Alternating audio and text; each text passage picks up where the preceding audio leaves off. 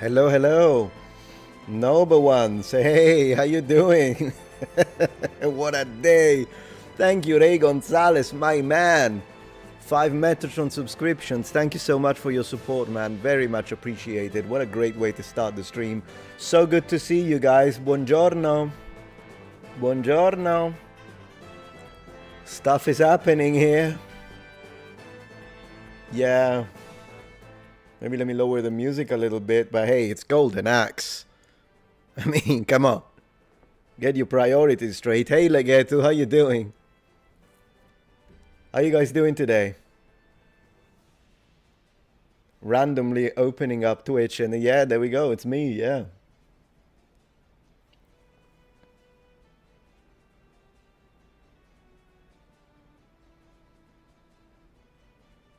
Very well, Lee O'Brophy from Arizona. Good to have you here. Man, how hot is it down there at the moment?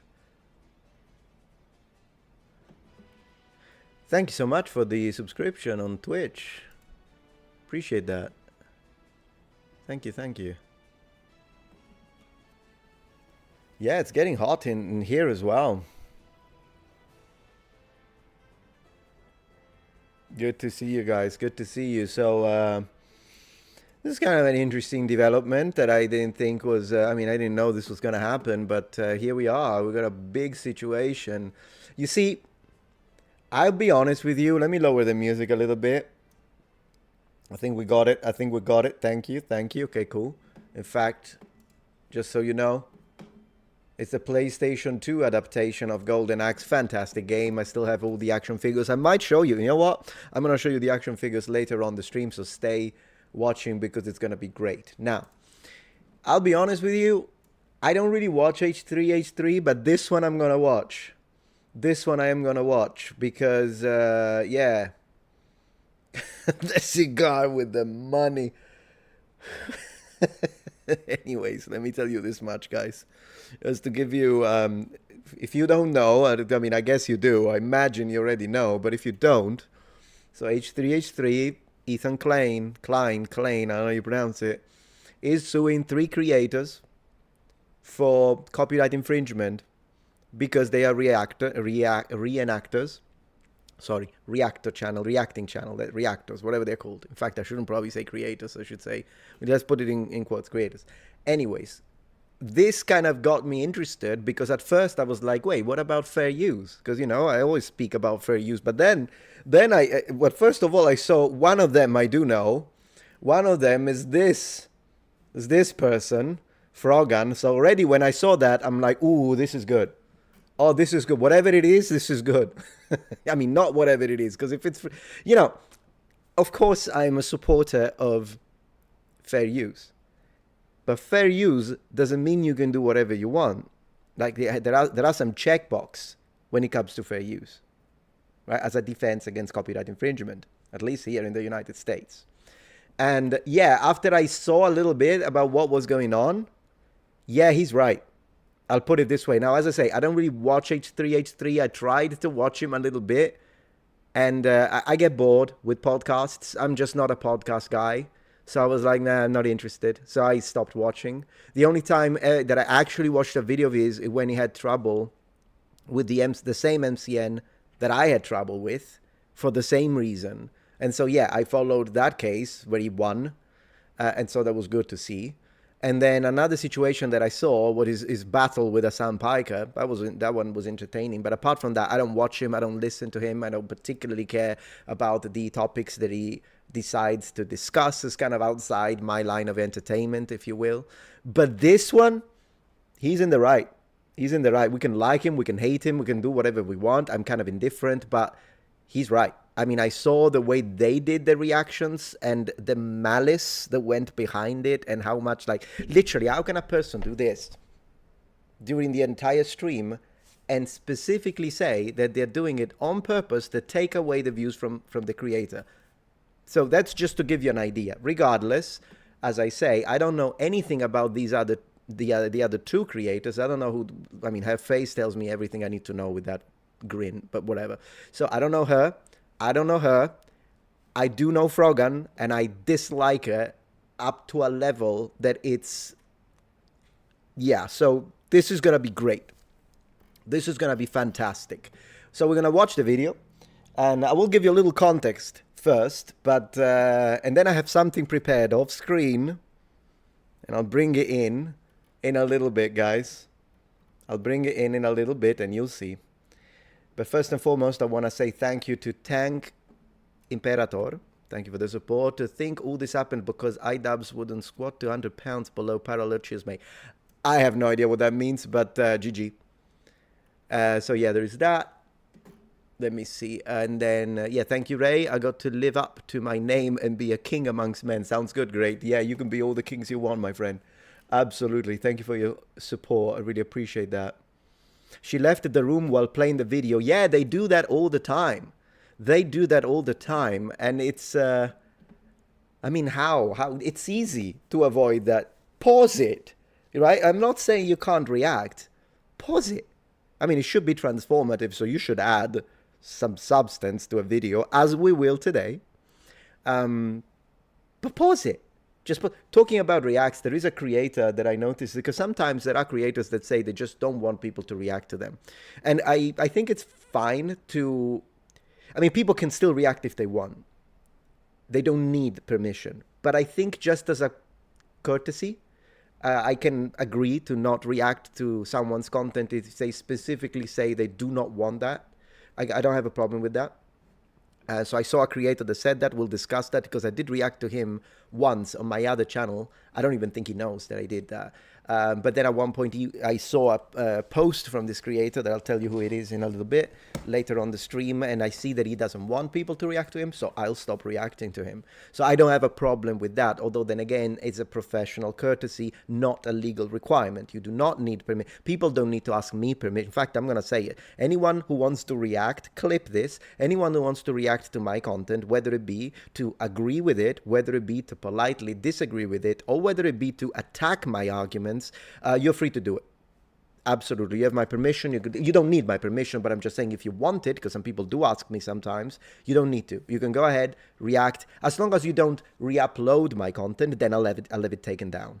But as long as you don't re-upload my content and you provide your opinions, your ideas, whether you agree with me is irrelevant, you have my blessing. Feel free to react.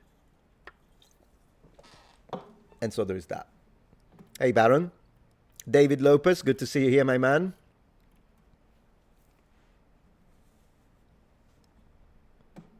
Noble army of Metatron Muppets, absolutely. Could you make a Robin Hood videos? Like, you mean like the legend, the myth? Like, that could be interesting, actually. Not too bad. Yeah.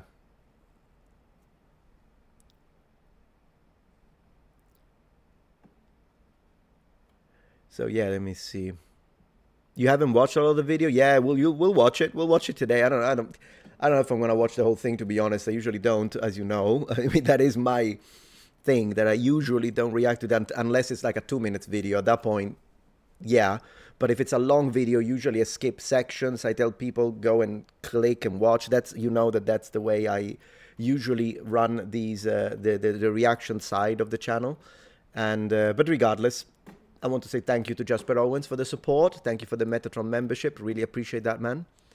Ray says, I don't like Ethan. I think he's a SB, but he's totally in the right in this situation. And I think this shows a very open mind, because, yeah, I mean, when someone is right, someone is right. Whether you like them or dislike them should be irrelevant to your ability to be, to just examine the cold facts. Besides, I'm going to say, once again, because she's involved, today is a celebratory day for me. I hope she gets sued into oblivion. That's what I hope. She deserves it. You'll see why, by the way. Again, I don't know anything about the other two, although then again, I think I'll make my mind today. Yeah. Baron says he's only targeting smaller streamers and not larger ones. There is a reason, and it's legal, Baron. I mean, one thing that we can say, also because I've heard someone say, oh, he's only doing this to women. Get out of here. Let's not even try to bring in the misogyny. What are they going to bring? Racism? I don't think they can do race. Maybe they could, one of them. No, he said specifically that the reason why he's doing this is because these three have given him enough legal leverage to be able to annihilate them in a court of law. This has nothing to do with them being women. This has nothing to do with... I think he would have done it to Hassan Piker if he had he done the same things that you will see that they have done. The malice behind it. So this is just a matter of they gave him the upper hand and he's gonna destroy them. That's basically what happened. You say he wouldn't win against Hassan, unfortunately. I think it depends at that point. It really depends on how strong of a case you can build. But yeah, I don't think he would. I see where you're going. Yeah, he wouldn't win if he did it in the current condition. And after this happens, I'm telling you right now, anyone who does React content will be very careful from now on. I don't need to change anything. I've already been very careful since day one. I've always been very careful, very transformative, add a lot, don't react to the whole thing, always mention the people, put links in the description, put link as a pinned comment. I always encourage people to go and subscribe and like the content. Like, I've done it all. I've got everything covered. But plenty of people don't do that because they think they're above the law. They think that rules don't apply to them and they think they can do anything they want. Why?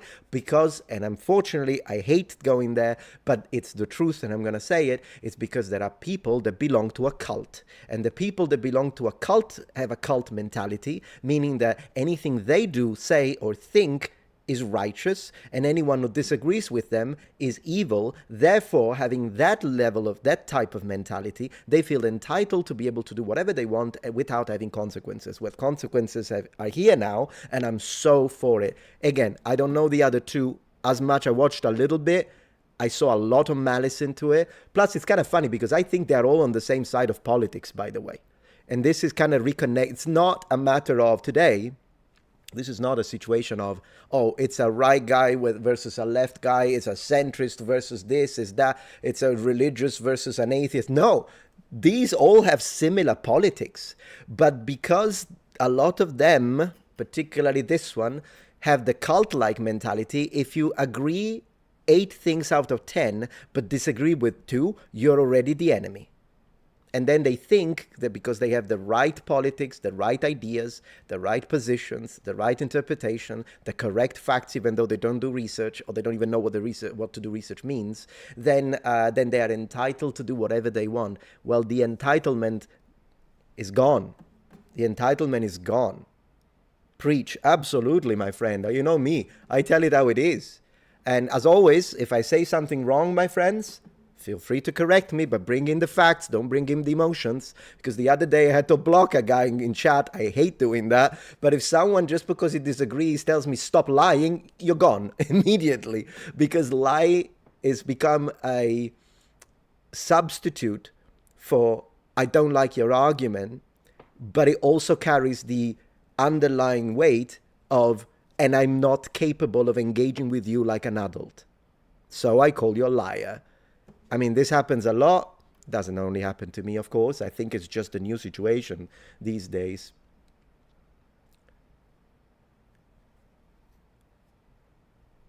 Exactly. Yes, exactly, Craig. Thank you for the context. What he did was register his video with the Library of Congress before publishing publicly. And that is the key reason is that he can sue for breach of copyright. Okay, so the way I understand it is that just made it for a much stronger case. But to be fair, the way they did it, I think he could have sued them regardless. It's just that by adding this, he made it ever so stronger, and he's probably gonna sue them for a monumental amount of money. So, you know what, these people, I don't know if she did it, we'll see, but these are the reason why he's so bitter about this, right, Ethan Clay, is because these enemy of his in this whatever trouble in paradise of a situation that this is, have called CPS on him. They tried to get his kids. So like, these are people that have no honor. So at this point, I'll respect the strategy, even if I don't like his ideas on a lot of positions. I'll respect the strategy. At this point, this was the perfect bait. This was the perfect bait. Exactly, Sketch, exactly. Accusations of lies are accusation of malice. True, yeah, it's an ad hominem attack. When you call someone else's it to be a lie, I would have to know that what I'm saying is false and still go ahead, proceed to share it as information. Usually this has to do with history. Still proceed to share it with information with the specific intent of deceiving people. That's a lie. That's a lie. And no, I believe in the stuff I share. And if I'm wrong, and you prove it to me, though, with the facts and not the feelings, you prove it to me, that I'll make a retraction. And I'll say, hey, he was right, she was right. And if you're being an asshole about it, I'll say, hey, this asshole was right. The right part stays, though. So, yeah. Yeah, that's what I think. He could have sued them exactly, yeah. Yeah.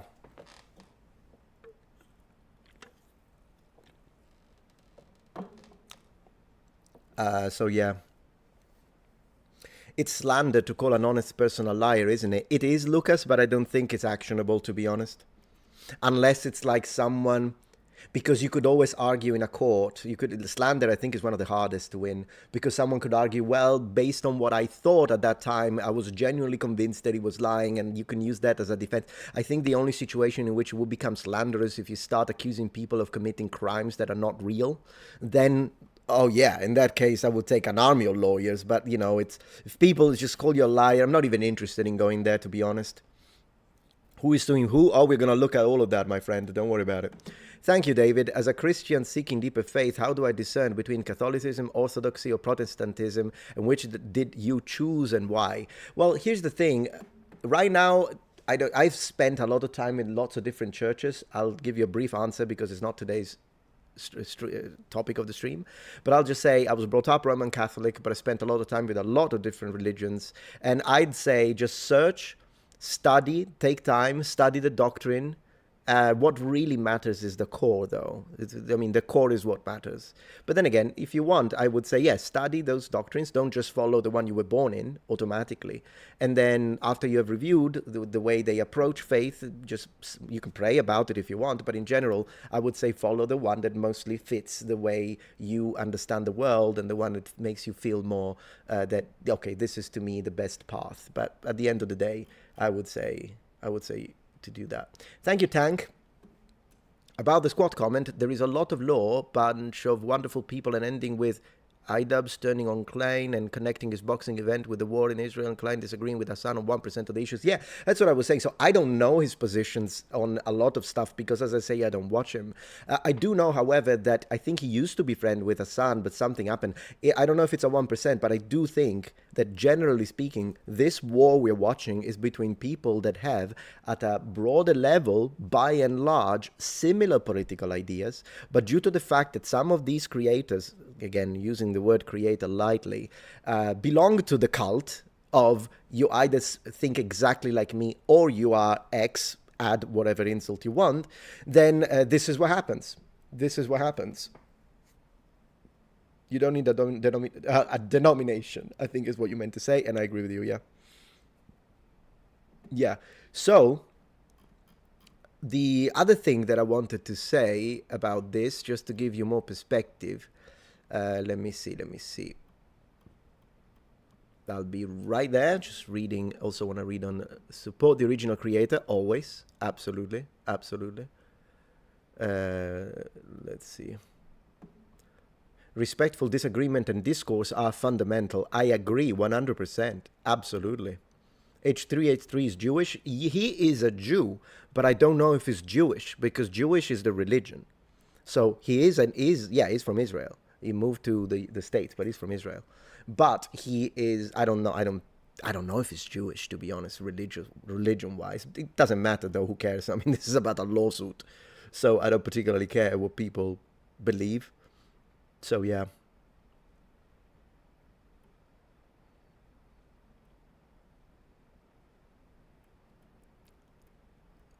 Now, you may have noticed that, there we go, this is what I see. Yeah, exactly. I'm just explaining the situation balance. So this is, I want to give you context now, guys. I want to give you context. Why am I so happy that among the 3 people that are being sued, there is Frogan. Okay? Why am I so happy that this specific Twitch streamer is getting sued, and why do I hope she gets sued into oblivion? I'm going to show you a little clip now. I'm going to show you a little clip as to why, so you'll see. Because, you know, I'm usually not a bitter person, am I? And yet, in this case, this is celebratory for me. I'm going to show you why, but before I show you this clip, okay, of something she said. Yeah, 1 clip was enough for me. Cake girl, exactly. I'm going to show you this clip, but I want to underline, I do not condone any form of harassment. So, what you're going to see, if you are like me, meaning, I mean, if you're just a decent person, it doesn't even matter. What you'll see will make your blood boil. I do not encourage, however, any form of attack, harassment, because online harassment can really F with people's minds. With that being said, I do believe she's evil. That's what I believe. Still, since she's getting sued into oblivion, let's consider that as just repercussion of what I'm about to show you, and it's sufficient. I don't think we need to go, it's not that I don't think it, I strongly ask you not to go and harass in comment sections and whatnot. Let's not do that. Anyways, the clip, unfortunately, I couldn't find it on its own. I think it's gone anywhere. I do not like XQC, but don't worry about it. It's literally 20 seconds, and regardless, it's not like he's gonna say anything, is he? So you're not gonna listen to XQC anyways. But I only found this, him shocked apparently by what she said. So let's check this out. Let's check this out, guys. Why is Metatron so mad at this person, at this individual? Well, here's why. He's not going to say a word anyway, so it doesn't matter. There we go. Let's go. Sorry, I need to give you audio. That's how these things work. Let's go. 6250. 9/11 baking stream with Raf and Capri. 9/11 baking. She was organizing a 9/11 baking stream with who? Okay. 6250. 9/11 baking stream with Raf and Capri. I hate that she says Capri. It's Capri. The island off the shores of Naples is Capri. If we get to this goal by 9/11, Capri, Raf, and I will make the Twin Towers out of a stacked cake, and we'll make an airplane, and we'll recreate 9/11. Did you hear that? Did you hear that? So she was going to celebrate 9/11 with a cake and then take a plane and smack it onto the cake. Well, you know what? You know what? That's why I say this is evil. This is evil. This goes beyond politics. This is evil. Be right back. I've got something for you, Frogan, if you're watching. Frogan, while you're getting sued into oblivion, I've got something for you.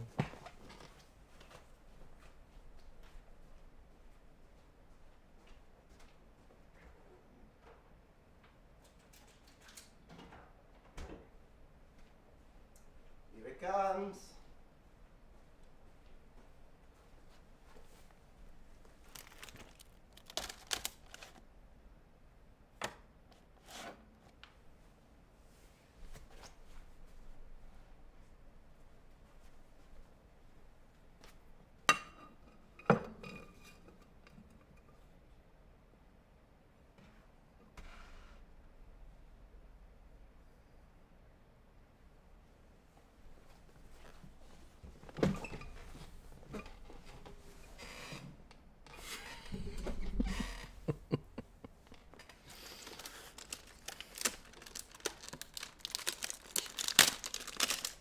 New York style cheesecake.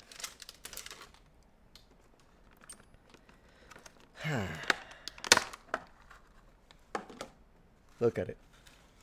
This I dedicate on the day of you being sued into oblivion. I dedicate this cheesecake to all the families that have got lost ones during day 9/11. And to all the veterans, thank you for your service. God bless America. Let's go. Let's go. Let's go. All right, let's see what Ethan is going to do about that. Let's go. All right, let's see how this goes. And God bless America, my friends. I've got the cake. I've got the cake. Let's go. Hi there. My name is Ethan Klein, and my favorite hobby is spending hundreds of thousands of dollars on lawyers. Today, I invite you into my home to share my favorite pastime with you. Join me in creating generational wealth for my attorney. Let me tell you guys a story. About 1.5 years ago, it's a big conversation called ReactGate. ReactGate was a debate going on in the streaming community about what constituted fair use. People like Kaceytron, XQC, and many of the large Twitch streamers would watch other creators' entire video on their stream. They would rarely add sufficient commentary or even pause the video to speak. Most egregiously, they would re-upload the entire VOD to YouTube with the same thumbnail, the same title, so that they could cannibalize traffic from the original video. Here's what Lamino had to say about this phenomenon. I don't mind. So as you see, he starts with a little bit of a broader take. By the way, I'm waiting to the section about Frogan to continue and dig into the cake. Just so you know. Love the shirt, brother. 50 years of Maiden. Absolutely, I am Maiden. Let's go. Metatron is certainly helping his chances of citizenship. I've already received that letter from the government. I'm already starting the proceedings, my friend. But thank you. Yeah. It's not even a matter of... I'm doing this on purpose to piss them off. But it's not even it's a matter of decency. I mean, it's just a matter of decency at this point. That's how it is. Grazie, Raf. Absolutely. For the win. Yeah, let's go. Let's go. So anyways, I want to say thank you to Grenadier for becoming a member of the channel. And thank you, Jasper Owens, for the support. Let's go, guys. This cake... We need to celebrate today. Let's go. People reacting to my videos, but I do mind when they play the entirety of my video. A face cam in the corner or the occasional interruption does nothing to address that issue. My video is still being played from beginning to end in someone else's stream or video. It's neither ethical nor necessary to feature the entirety of someone else's work. Or, you know, they could do the bare minimum and ask for permission. Something that Yeah, the permission part, as I say... I don't necessarily see it as it's not needed. You could do it if you want to maintain a good rapport with a creator. I guess you can, but I think as long as you don't react to the entire thing, you give proper credit, you tell people to subscribe, you put the links. I personally don't think there is any need for a... But anyway, I guess it's case by case. I do have permission from Oversimplified, direct written permission. They said absolutely go ahead, and they whitelisted my channel for it because they realized that I was adding a lot. And of course, I was providing, I think, a good transformative work in it. But it's one of those things. Let's go. None of the major reaction channels have ever done when they've streamed or re-uploaded my videos. But to answer your question, no, I don't want people to stream or re-upload the entirety of my videos. Of course, yeah. Now, understandably, this made a lot of people angry because why should these content thieves, essentially, get more views than the author of the video, which in a lot of cases was happening? I mean, people don't like injustice, and we all see this, and no, it's not right. This debate culminated when XQC, one of the prime suspects, called into my show to debate me, in which case I'm sad to report that I was terribly owned. So in that regard, do you care at all about like IP or copyright or like the fact that it's illegal? Does that matter? That it might be illegal, does that matter to you? No. It doesn't matter. Oh, it was XQC. Yeah, he is one of the least reactive reactors, I think, on planet Earth. Like, he's literally... I think created but anyways, whatever. We don't care because he's not the one being sued. Well, if flat out doesn't, because... Well, that's fair. Watch me Also, I don't understand him. He speaks too fast and he mumbles. full screen cam, do the fucking worm, then watch your Do prime... that. Then watch your prime Do content. it for a week. Do a week of no reaction content and see how many fucking views you get. Oh, okay, sure. Oh my gosh, clowns. Anyways, yeah. I mean, that's content, man. It's original content, at least. The ultimate debate, bro. He hit him with the worm. Oh, why didn't I think of that first? I kid XQC, but he is not the one I'm suing. Despite my criticism, he's not a malicious infringer. But the ones... Yeah, the malicious part is one of the things that you were asking. How is he basing the suit? You'll see. I am suing, you'll see, are much, much worse. Now, ironically, after this debate and in the wake of this large conversation, the problem seems to have only gotten worse. You have people like Hassan Piker paving the way of fair use with what's known as chair reacts, when Hassan gets up to go to the bathroom, or to eat, or to talk to his mom, or to do whatever, disappears for an extended period of time, and leaves the video playing for his chair. Mr. Chair, they call it. IDF had warned people Incredible. to leave the area around the main airport in Sana'a. Then this.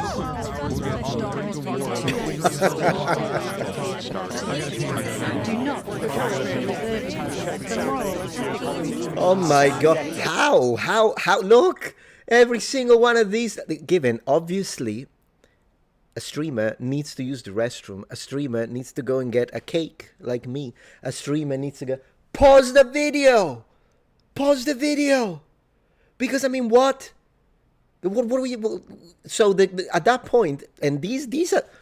when I stream, guys, how many people do I have right now? Let me see. But when I stream, like on Twitch, I get like 50 people watching, which I'm grateful for. But just so we know what numbers we're talking. Today we've got 450. We'll probably go up a little bit. Best day scenario, the best day, I will have 1,000 people. These are people that can pull 50K. 50K people watching, 60,000 people watching. What? So, like, literally, people, these people will just leave, will mind their business, stay out of camera, while the video is entertaining tens of thousands of people. They're making enormous amounts of money, and you're not even giving your opinions.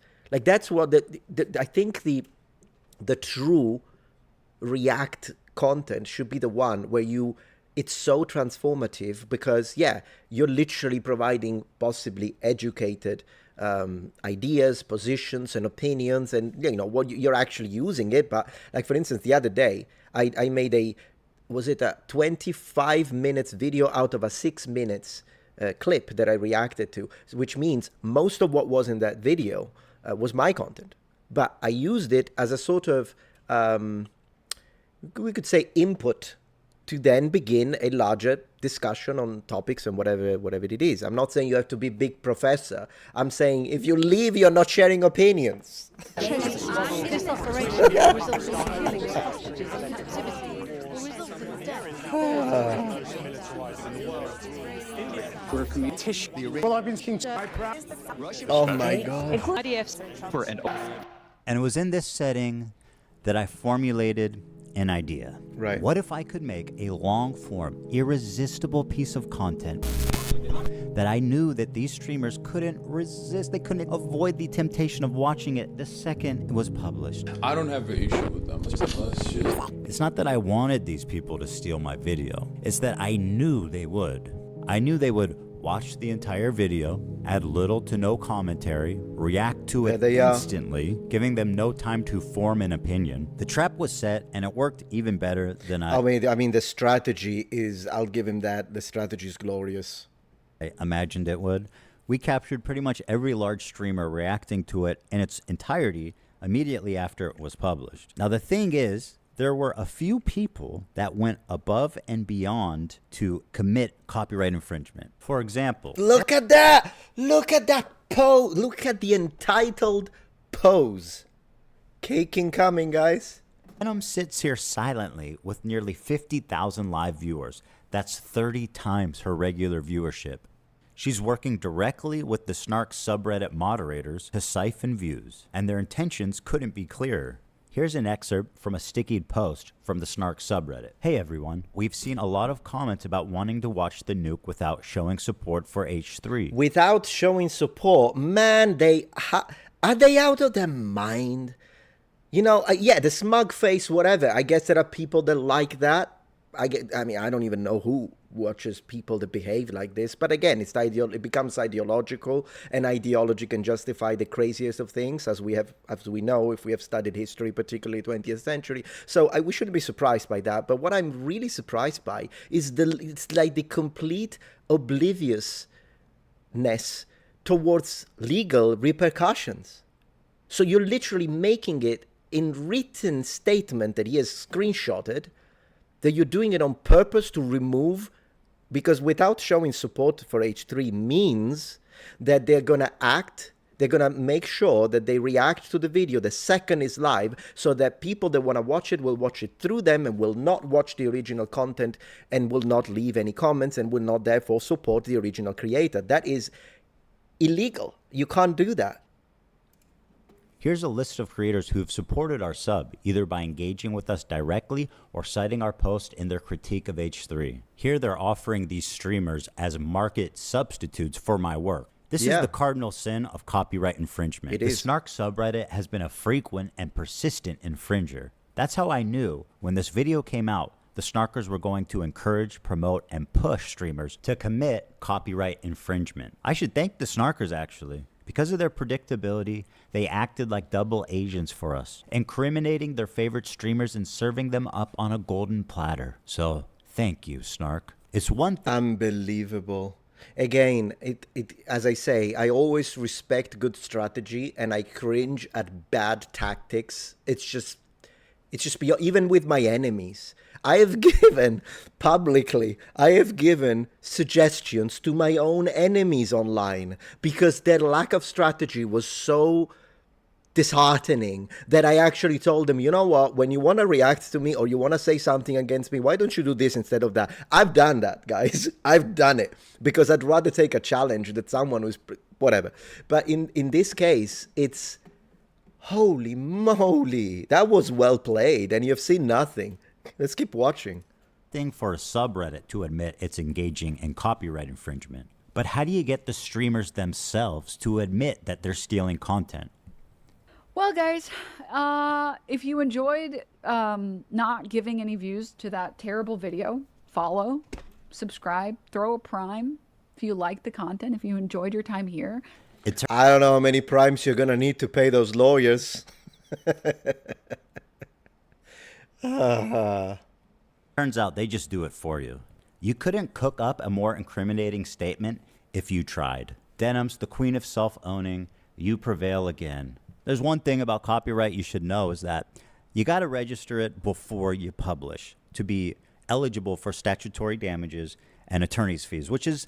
So he's going to level it up. He's going to explain what he did. That already would have been enough because of the self-snitching. I do want to say, before we jump into the second section, this is a very well-organized video. He's going to tell us how he didn't just own them, he double owned them. But I want to say one thing. What we just saw, this face, the fact that he self-snitched, you know what that tells me?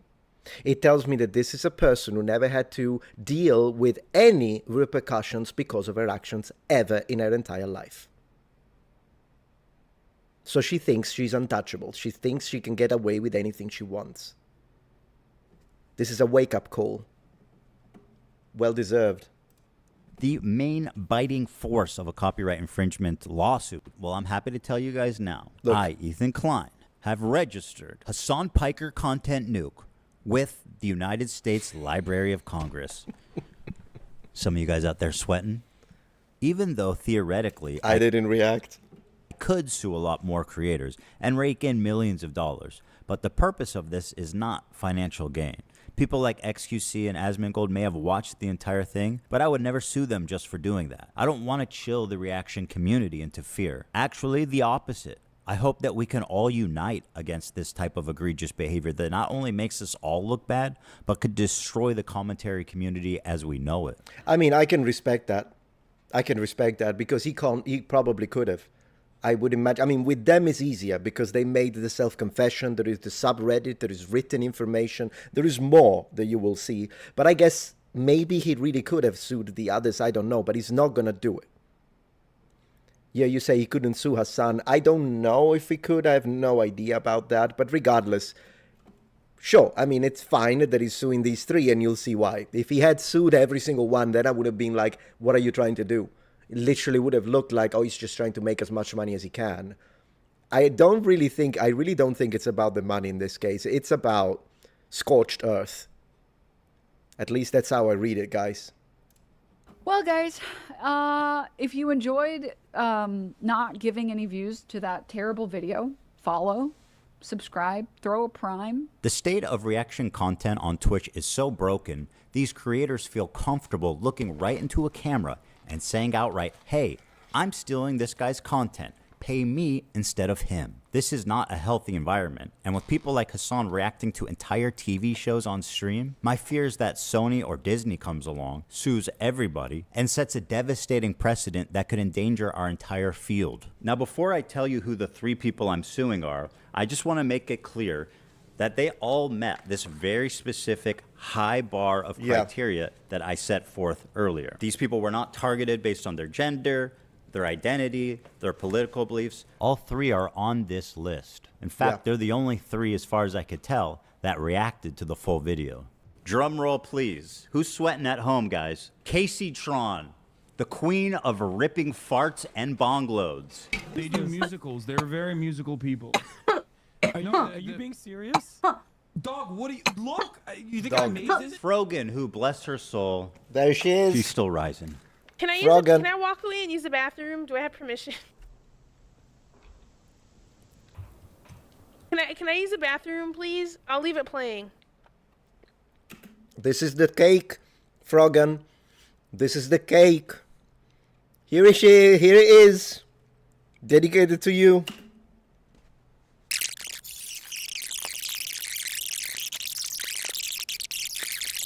Apparently thinks Twitch is liable for me interviewing a Yemeni teenager who's only known genocide his entire life. God bless America, Frogan. What happened? And Denims, the queen of self-owning. And my God, is she the queen of that? It's very obvious from the way that guy's talking, he's a Sneeko fan. Oh my God, bro, I love you. Can I give you a hug, bro? I'm so sweaty, bro. I love you, bro. None of the hostages that have been released so far have said that they have been raped. The hostages have public statements. You can go look at them. The sexual assault I experienced should never happen to any human being. This Yemeni kid is just a Yemeni kid with a gun and is not a Houthi, and there is no proof of him being a Houthi. Look at this. Look, you see, I don't know her. I will never watch anything from her in my entire life ever again. But I can already see by the face, you can tell she thinks she's always right. She's got the best politics. She's got the best understanding. She's got the best social ideas, and everyone else is whatever the heck is the new word now. And yeah, no. Once again, guys, no harassment, please. Let's not harass anyone. They're getting sued into oblivion. They're gonna get broke, and that's enough. That's enough. Let's not go and do that. But I'm just sharing my legitimate opinion at this time. Are you a soldier? Yes. That seems pretty definitive. He never said Hassan Nasrallah was a good guy. I can't believe I'm calling Nasrallah base. I mean, listen. Now for the fun part. Let's take a look at the complaints. And let's start with my favorite of the three. Please. The very own, the prestigious, the highly acclaimed, the highly analytical Caseytron. A lot of people have been wanting to watch this without necessarily supporting Ethan Klein. So we're gonna... They're all saying that. Out in the open. You can't do that. And besides, the creator made that video. I understand they hate him, but the creator, it's his video. What do you mean you don't want to see? You should do the opposite. You should say, guys, link in the description. By the way, guys, at the end, when this VOD goes up, link in the description and comment down below to watch the rest of the video, I guess. Watch it. Well, that's a really dumb thing to say, don't you think? Why are you so comfortable? We've given each complaint a clever little title, and here's Kaceytron's. She smoked more than she spoke. Kaceytron smokes 42 times during her reaction. And just as a silly thought experiment, we thought, wouldn't it be funny if she spent more time smoking than she did talking? And thinking there was no way that that could be true. Well, we tallied them up, and lo and behold, there's 15 minutes 40 seconds of commentary versus 18 minutes and 55 seconds of smoking. I wonder how much of that commentary is the word bro. Spent 3 minutes and 15 seconds longer smoking than she did talking in her... Oh, this is beautiful. Oh, this is beautiful. Man, they got smoked.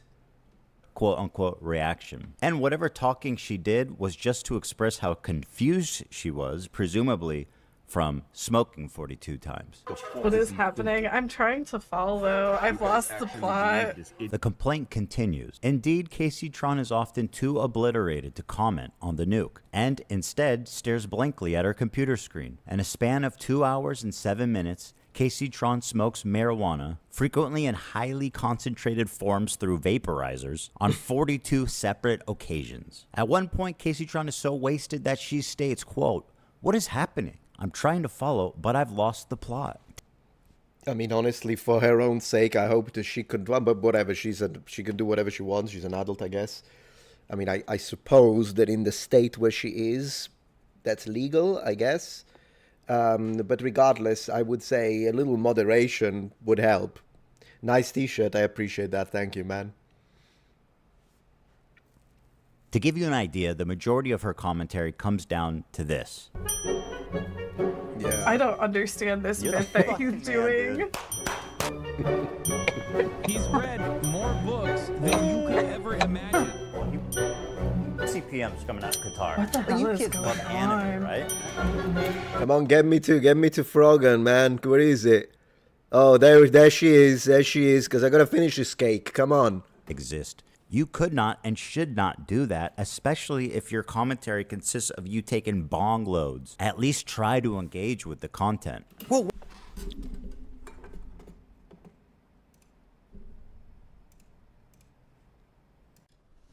It's medicinal, officer. I swear. All right, come on. What was that? Oh, sorry. That was a flying star. It almost got me. You know her and you love her, guys. Frogan. Let's go. Let's go. Reaction by exiting. Here she is getting up to leave the video running as she steps out of the room. Is that transformative? I guess the judge will decide. She said, quote, "It's time to watch the new nuke ethically." Hell yeah. Huh. Very smart to say on camera, by the way. She said, quote, "Thank you guys so much. I do appreciate everyone's support. And thank you for watching it with me." Well, you are so welcome, and I'm so glad that you were able to enjoy that day. Her commentary is so non-existent that even her own fans begin to call her out. I don't have anything to say, dude, because he's cycling the same fucking points over and over again. What more commentary do you need on him repeating the same? Oh my gosh, that sound. What was that sound?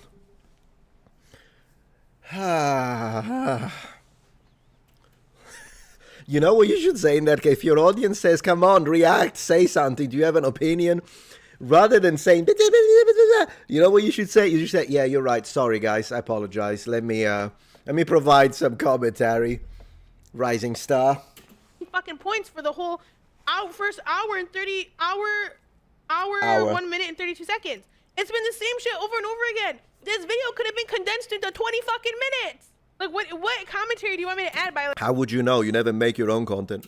Like, oh, this guy's a fucking idiot. He's mentally ill, and he's having a mental breakdown and uploaded it to fucking YouTube. Hey, that sounds hateful language. That's hateful language. What's going on? That didn't sound tolerant. I'm gonna make at least one good point. What do you want me to make a point on? Oh, I forgot. She also said, "Can I use the bathroom, please? I'll leave it playing." You may use the bathroom, Frogan, although I don't advise it. Can I use the bathroom, please? I'll leave it playing. This into your stomach. And let me state the obvious. Jew and... Apparently thinks Twitch is liable for me interviewing a Yemeni teenager who's only known genocide his entire life. What happens? And they were fucking talking about... Well, you just pause it. That's it. You just pause the video, right? Like, you get up and you go to the bathroom, you just pause it. Absolutely. Yeah. They should be watching for you. But if you get up to go to the bathroom and they keep watching my video, they're clearly not watching for you, right? As lazy and pathetic... It's not like she cares. These people, they make money out of this, although, again, all of that money is now being produced for Ethan Klein. Let's be honest about this. But yeah, that's all they care about. Her reaction is, this is not why she's getting sued. This is. Thank you guys so much. I do appreciate everyone's support. And thank you for watching it with me.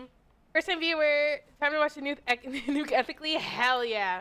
I found my way from Reddit. Hi guys, welcome Reddit people. Reddit people, Reddit people. I came from the H3H3 Snark Reddit. Ethan is so pathetic while Hassan is in Japan. I'm bothered, having a great time. Exactly. We're gonna watch it live, yes. He doesn't want people to know when it's dropping because we're all watching through other streamers. And I suggest you all watch it through other people as well. It's the stated malicious. I suggest you all to watch it through. Oh my gosh. Smug. But it's not just smug, because a person can be smug because they are spoiled, for instance, right? Because they don't understand what it means to work hard in your life or to do something or to be told no and that kind of situation. But then again, they might not be a malicious individual. They could be still at heart good people. She's not good people. She's clearly not good people. If she's okay, apart from this thing that I showed you at the beginning, which was the main reason why I can't stand her. But even the idea of, oh, we need to watch profit off of someone else's work, but make sure that they don't get any view, that you only watch it ethically. Even the word ethically is revelatory to the way they think and their perspective to the world. Ethical. So to them, it is ethical to specifically target a creator, remove views from the content that they produce while you take that money in a systematic way, but that's ethical. So robbing is wrong unless it's for this reason, then it's ethical. It's unbelievable. Unbelievable. It's a twisted mindset. Intent to steal. They talk about watching ethically, but I learned not to steal when I was 5. Up next is Denims.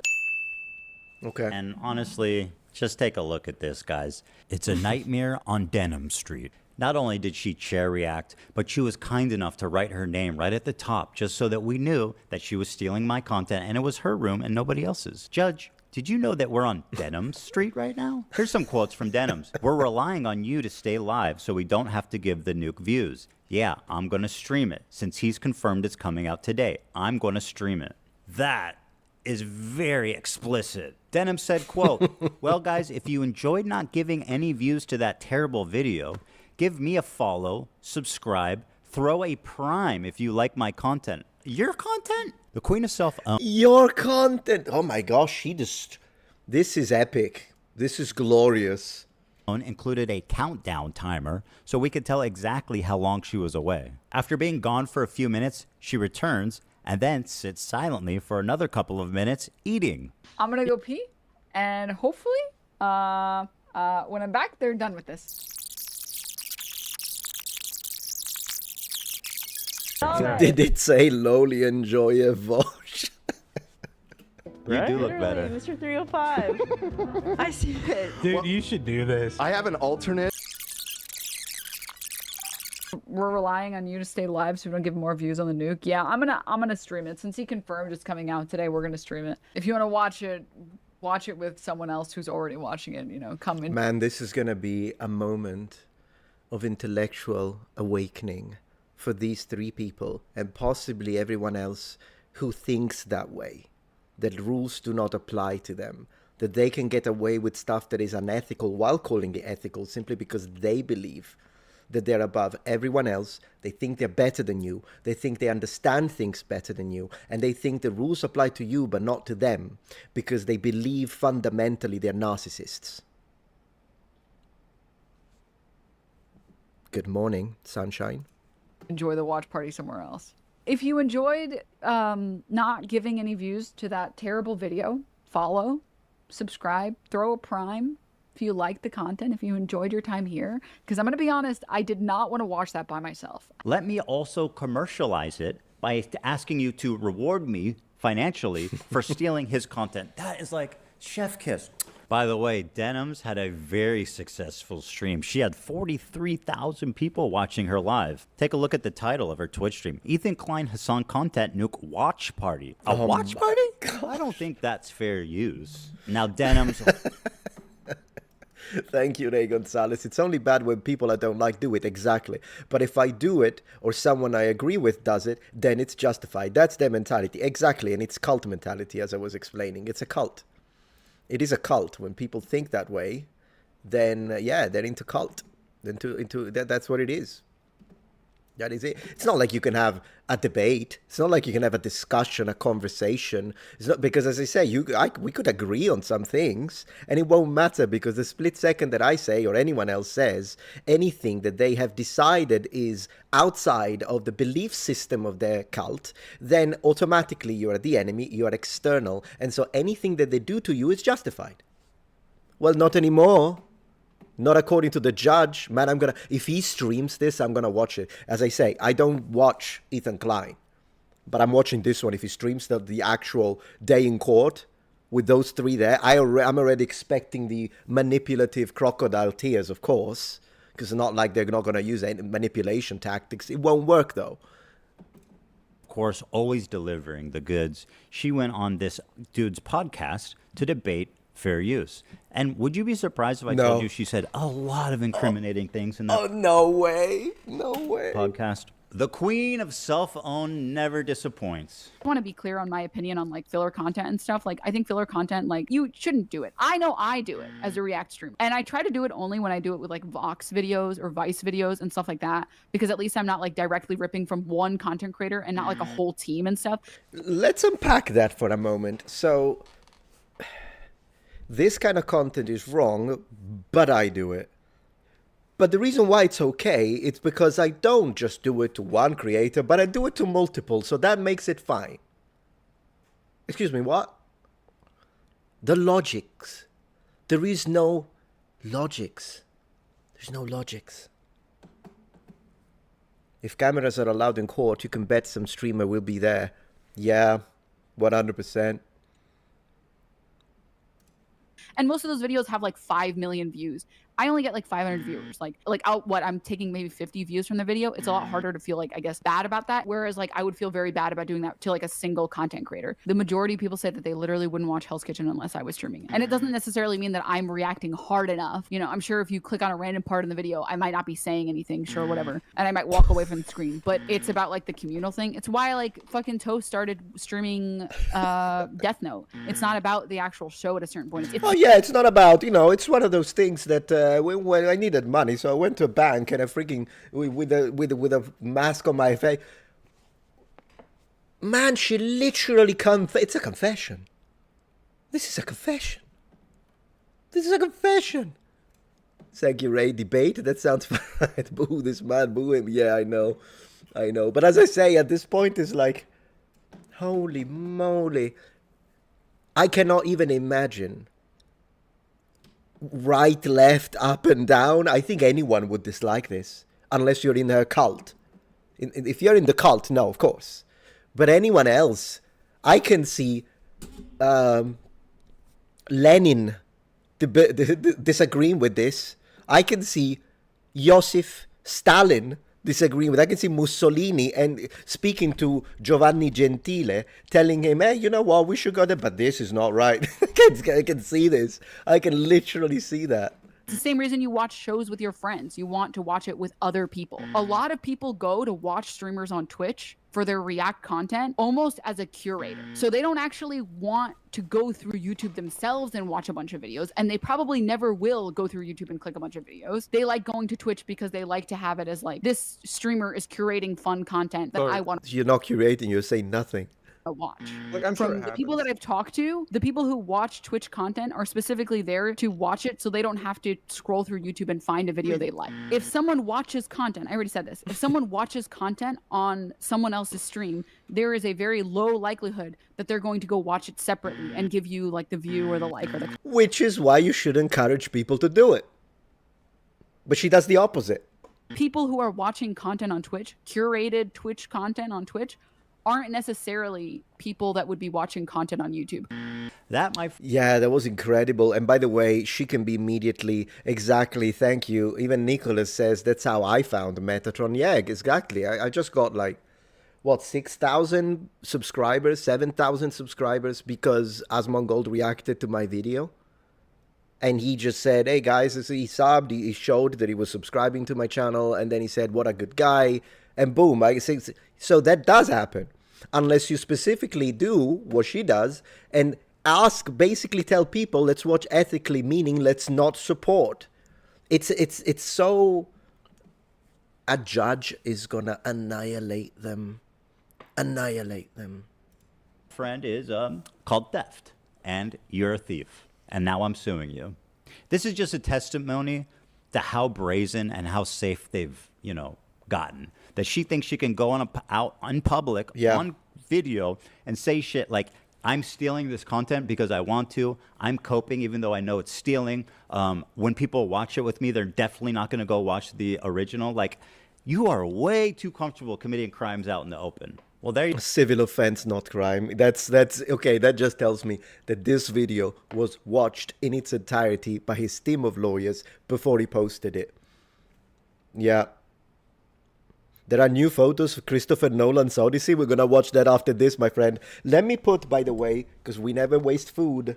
Never waste food in my house. I had one slice of cake in dishonor of Frogan, and in honor of anyone who has ever had any loss due to 9/11.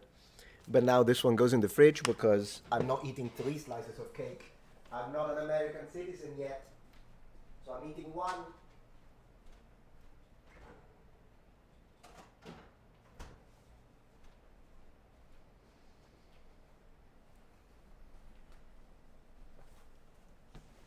Man, that was intense. Unpause the video. You're right. You see, I do it without even thinking. I do it because it's the obvious thing to do. Tuck, like this. It's this section of the thumb, by the way, and it's a wrist movement. That's the technique. It's a wrist movement, tuck, like this. If you have a mechanical keyboard, like I do, because of course I do, I'm gonna show you. I have a mechanical keyboard. Wait a second. I'll show you.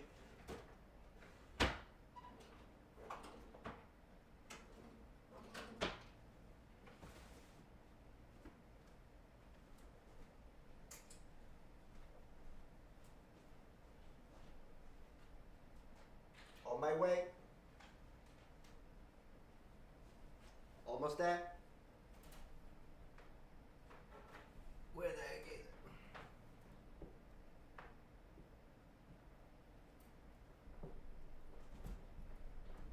There we go. Whew.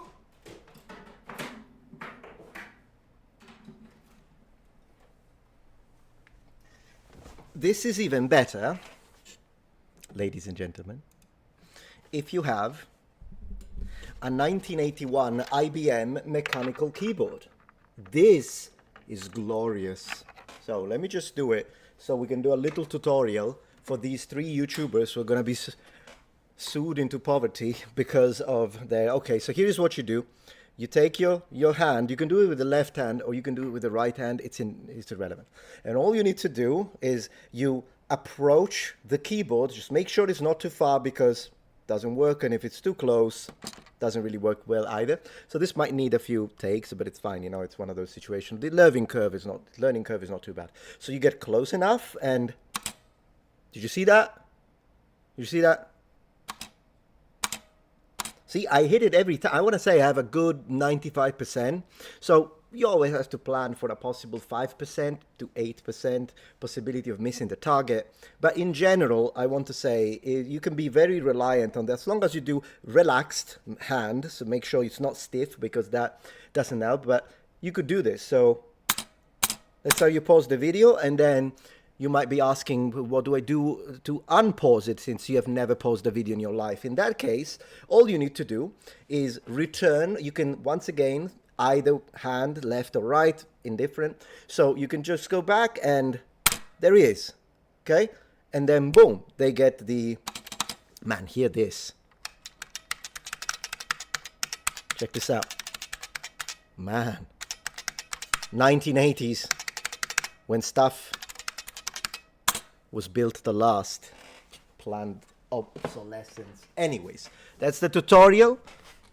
I would usually charge for that, but do it for free, since you guys are not gonna have any money anyways. So here we are. There you have it. 3 separate lawsuits for 3 separate geniuses. Now, I want to make it clear again, and I hope it's been obvious about why I'm suing these 3 people and not others. These people not only violated all of the principles of fair use, they also did it maliciously. Yeah. And that's the part that really got me. I think if you're a reactor on Twitch, for the most part, if you make a good faith effort to comment, and if you make a good faith effort to promote the author, to link to them, to try to drive traffic to the original video, I think you're probably pretty much doing the right thing, and that's fine. And I would never sue someone for that. Take it to these 3 absolute morons to state their intention to steal my property on video. You know, and to all the detractors who are saying that I'm targeting women. That is so fantasy land. I don't believe it for a second. It's obvious. We have seen it. We have seen all of the malicious entitlement, and that's the reason. I don't believe it for a second that it's because they're women. Not for he's right. He's absolutely right. He's absolutely right. And that's what it's going to be. I don't think I'm going to, again, I'm not going to watch any other video because I don't watch his content. But then again, if he does stream the court day, like happened with Carl Jobs, and that they streamed that situation, if this is going to be streamed, I'm watching it. I'm a hypocrite for suing for copyright infringement. I just have this to say. I don't care. What I do hope, though, is that you'll support their crowdfunding efforts to defend themselves. Because let's face it, I want to make sure there's money left over for me when I win my lawsuits. Thanks for watching, everybody. Man, that's petty, but I understand it. That's petty, but I think it's pettiness that he didn't create. They did. They did. Deleting evidence in advance knowledge of a lawsuit I think is illegal. Well, yeah, I mean, at this point, I don't think they're going to do anything smart. I'm not expecting any technical... because these are the people that don't even ask professionals. Because they think they know it all. They think they know it all. So anyways, I have to say, particularly... Well, for these other 2 that I didn't know before, I don't know, the one that coughs all the time, I don't care, I didn't hear her say anything, but again, if she's one of these that wants to steal the views from the creator, then yes, she deserves it too. She is definitely number 2 on the list of the one that I'm most happy that she's getting sued, because once again, she deserves it, although I still ask you not to go and harass, because we don't want this to get into the head, and then these people doing something, okay, let's not do that. But the one that I'm celebrating the most, Frogan. Frogan? Where are you? Wait. God bless America, Frogan. God bless America. Oh, say, can you see?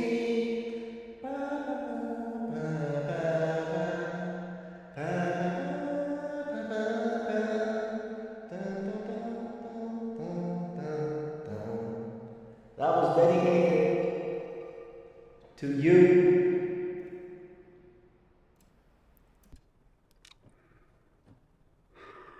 GG, well played. GG, well played. They all 3 reacted to it. Yes, I'm aware.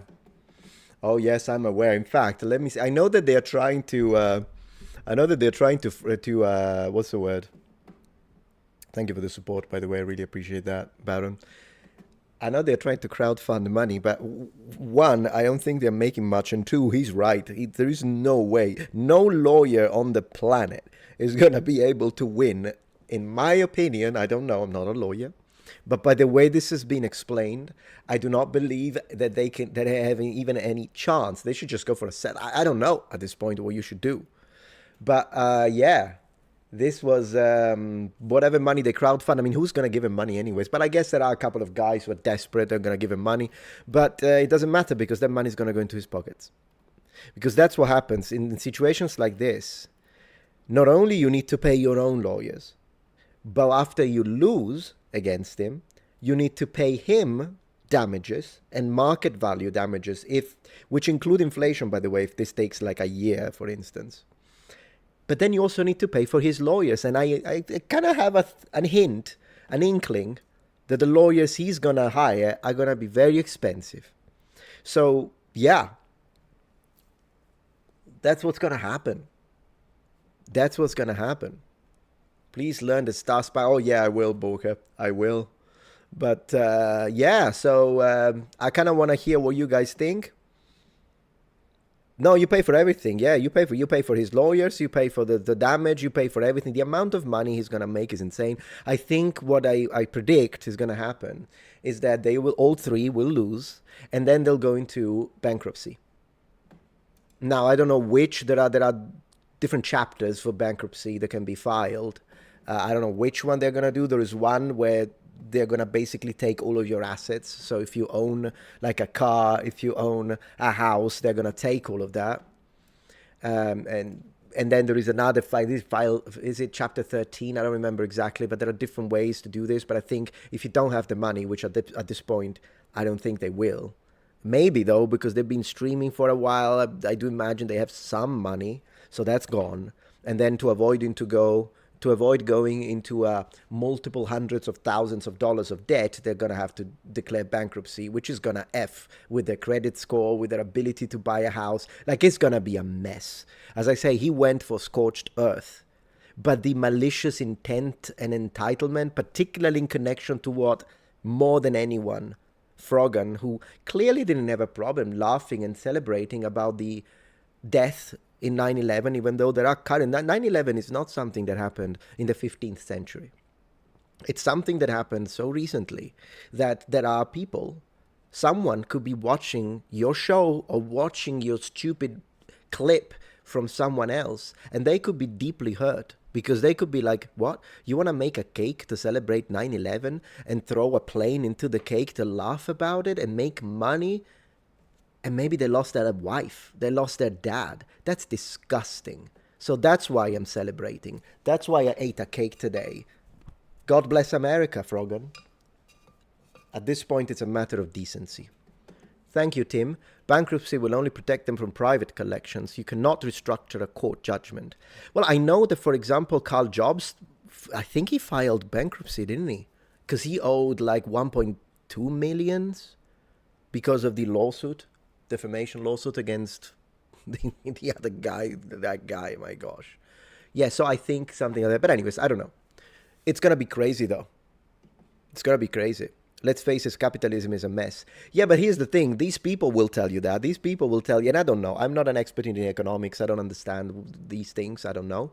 But I'll tell you, these people will say, oh, capitalism is so bad. And then you laugh at people's innocents that are dead. Who cares then, your opinion on capitalism? Not you, but the same in general. Should 9/11 jokes be a crime? No, because I'm pro freedom of speech. But definitely, I wouldn't put you into... I wouldn't incarcerate you. I think you should be able to do it. So then I know who you are. I have seen your true colors. And then I can make fun of you, eat a cake, and wave the flag. Yeah, so no, I wouldn't make it illegal, no. I would, however, second guess why the heck these people are in the United States that they hate America so much. I mean, they can be, but why are you here? And you are benefiting, for example, from freedom of speech, which I imagine they don't like, yet they benefit from it. It's like it's a continuous... It's the lack of consistency into the logics. I don't even care about their positions. As I say, there are some positions, like if you tell me, regardless of some ideas that I have when it comes to politics, and you know that on some aspect I am clearly right-leaning, but on other aspects, when you tell me about, for instance, public health care, I'll say, yeah, I like the idea of public health care, which it's more of a left-leaning position. But I don't care. At this point, it doesn't matter. At this point, it's a situation that these people, it's not even about that. It's not even about that. It's about something rotten in their core. Once again, particularly Frogan. I don't know this one. This one looks more spoiled than anything. I don't know if she's evil. But Frogan, I do believe she's evil. I actually do. I actually do. Yeah, she was laughing on veterans and saying that she wishes they got PTSD. She has said a lot of stuff, Frogan. But the one thing that really was a hard line for me was this. Like, innocents dying is not something that I'll be okay with anyone. Like, it doesn't matter. Even if it's someone who has identical religious, political, and social takes as me identical.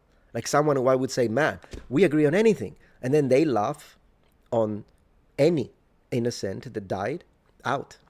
At that point out, because then I'm like, ooh, I'm seeing your true colors. So yeah, that's what I think. That's what I think.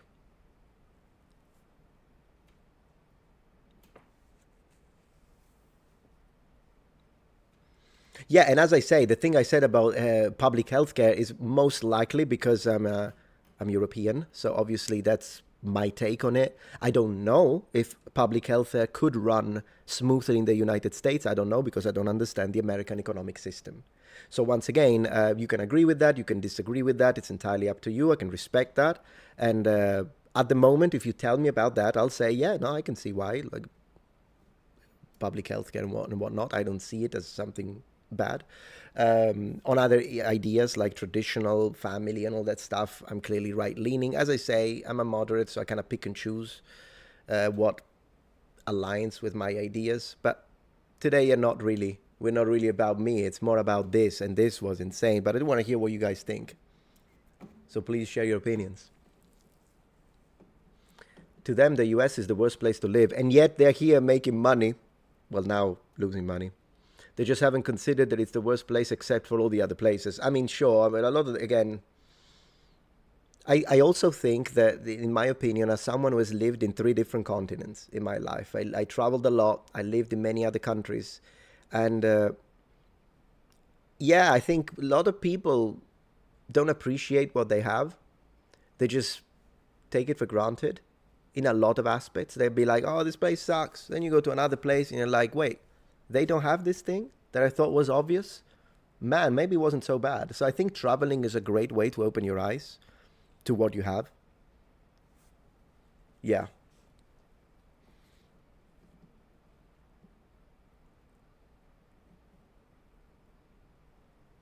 Yeah, let's leave a like on the video, absolutely. And I'll put a link. You know what? I'm going to put the link now in case people want to go and watch, because he has made other videos about this. So I'll guess we always do that on this channel.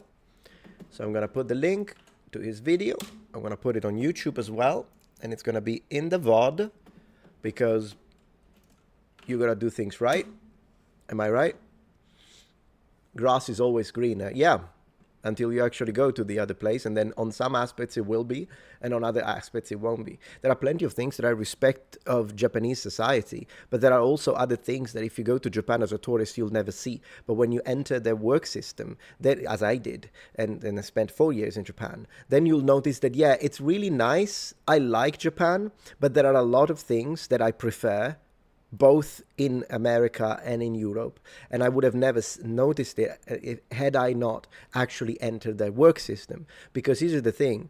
As I say, there are, for instance, when you go to Japan, I'll give you just one. But again, do keep in mind, I'm literally looking now for the one example of something I didn't like about Japan. But I don't want you to go away thinking Metatron doesn't like Japan. I love Japan. I learned the language, spent 4 years in the place. I loved it. But one thing that you won't know if you go there as a tourist, for instance, you'll think, wow, Japanese are so polite. Yes, they are. But there are rules attached to their politeness. So there are some Japanese, the really old school souls. They will be humble and polite towards anyone, anything, and everything. And I think those are the most beautiful type of Japanese. Not every Japanese is like that, though. There are plenty of Japanese that will be polite in certain scenarios. So when you go as a tourist, you are very much elevated within their perception of societal hierarchical structure. And so they do have expressions like "Okyakusama wa kami da." So each customer is a god. They have this expression. So when you go as a customer, you're being served. So everyone is going to look like everyone is at your feet. That's because you are in that moment in a specific section of their structure. But if you are in the workforce, like I was, then yes, there will be Japanese that are polite to you, and there will be Japanese that will talk down to you like you are inferior. Because within that structure, at that moment, you are serving, he's above you, and some people use it. You will never see that. Yeah, it's like the customer is always right, but upgraded 10 times fold. So you will never see that. But I've met quite a few Japanese who were like that, and they are extremely arrogant. but you will not see it if you go there unless you enter the society. And another problem that I have with the Japanese sometimes is that it's really difficult to understand how they feel about things truly, because generally Japanese will say what's societally approved publicly. If you have a strong relation, connection, then yes, you'll know what they actually think. But in other scenarios, yeah, the Japanese will stand up and they will say what's right, even if they don't think it. So these are two things that I noticed about Japanese people that were kind of difficult that I didn't know, and that you would never know if you go there as a tourist. But as I say, there are plenty of other things, like Japanese are hard workers, a bit too much, in fact. Sometimes I feel like they live to work rather than work to live. But then again, I'm a Southern European, so in Southern Italian, so for me it's like the opposite. It's like, let's relax. So I guess I'm not the best when it comes to giving an unbiased opinion, since I come from a little bit of an opposite position. But in general, maybe a German or even an American could give a more balanced opinion on that, perspective on that. But as I say, I respect the Japanese. I like the culture. I like the people. I like their martial arts. I like how clean they are. Like, I went to watch a football match. I've never seen, like, at the end of the match, the Japanese were silent. It was quiet. They all stood up, they cleaned after themselves, and they left in a orderly manner. And that's something that we can absolutely respect of the Japanese people. So the example that I gave you was just to kind of let you know that it's not everything is wonderful in Japan, although you will have that impression when you go as a tourist for 3 weeks. But in general, there are plenty of things that I love about Japanese. I'm just trying to tell you how it is, basically.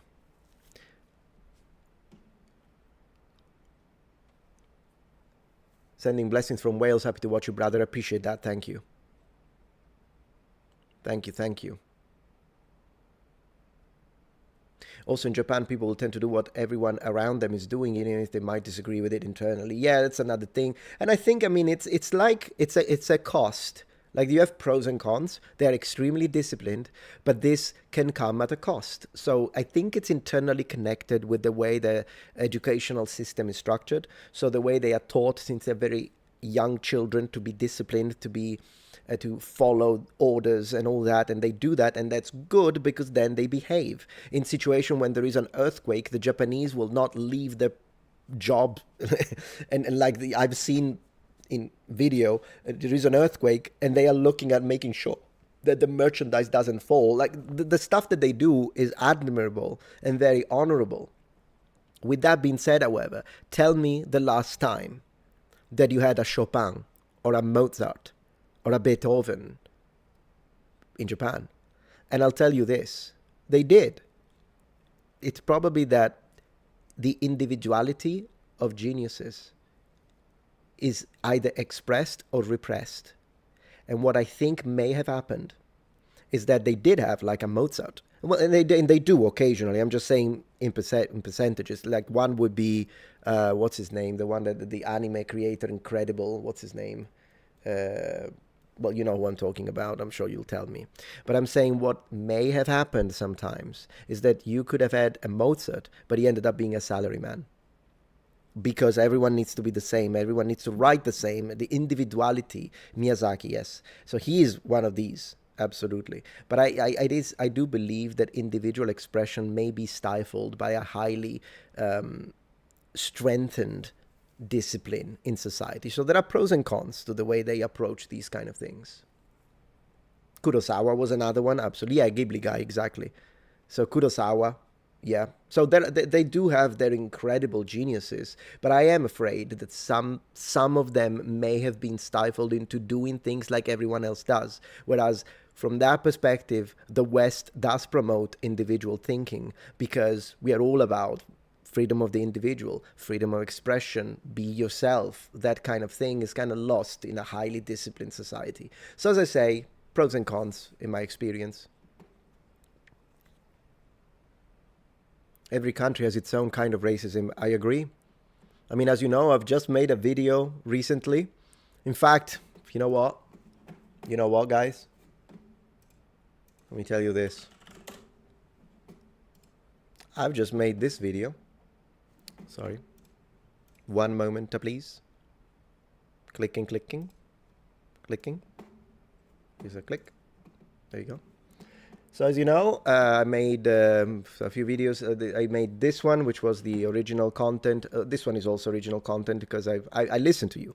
And you were like, Metatron, we missed the deep dives. Okay, here he is. But I've also made... Where is it? Where are you? I've also made... here it is. University study proves me right on ancient Egyptians. I made this video. And yeah, so it's been getting a lot of hatred from the Afro-racist community.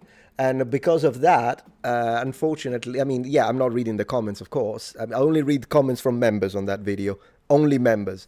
And that's how it's going to be from now on, because I need to preserve my mental sanity, which is also one of the reasons why I tell you guys... don't go and harass.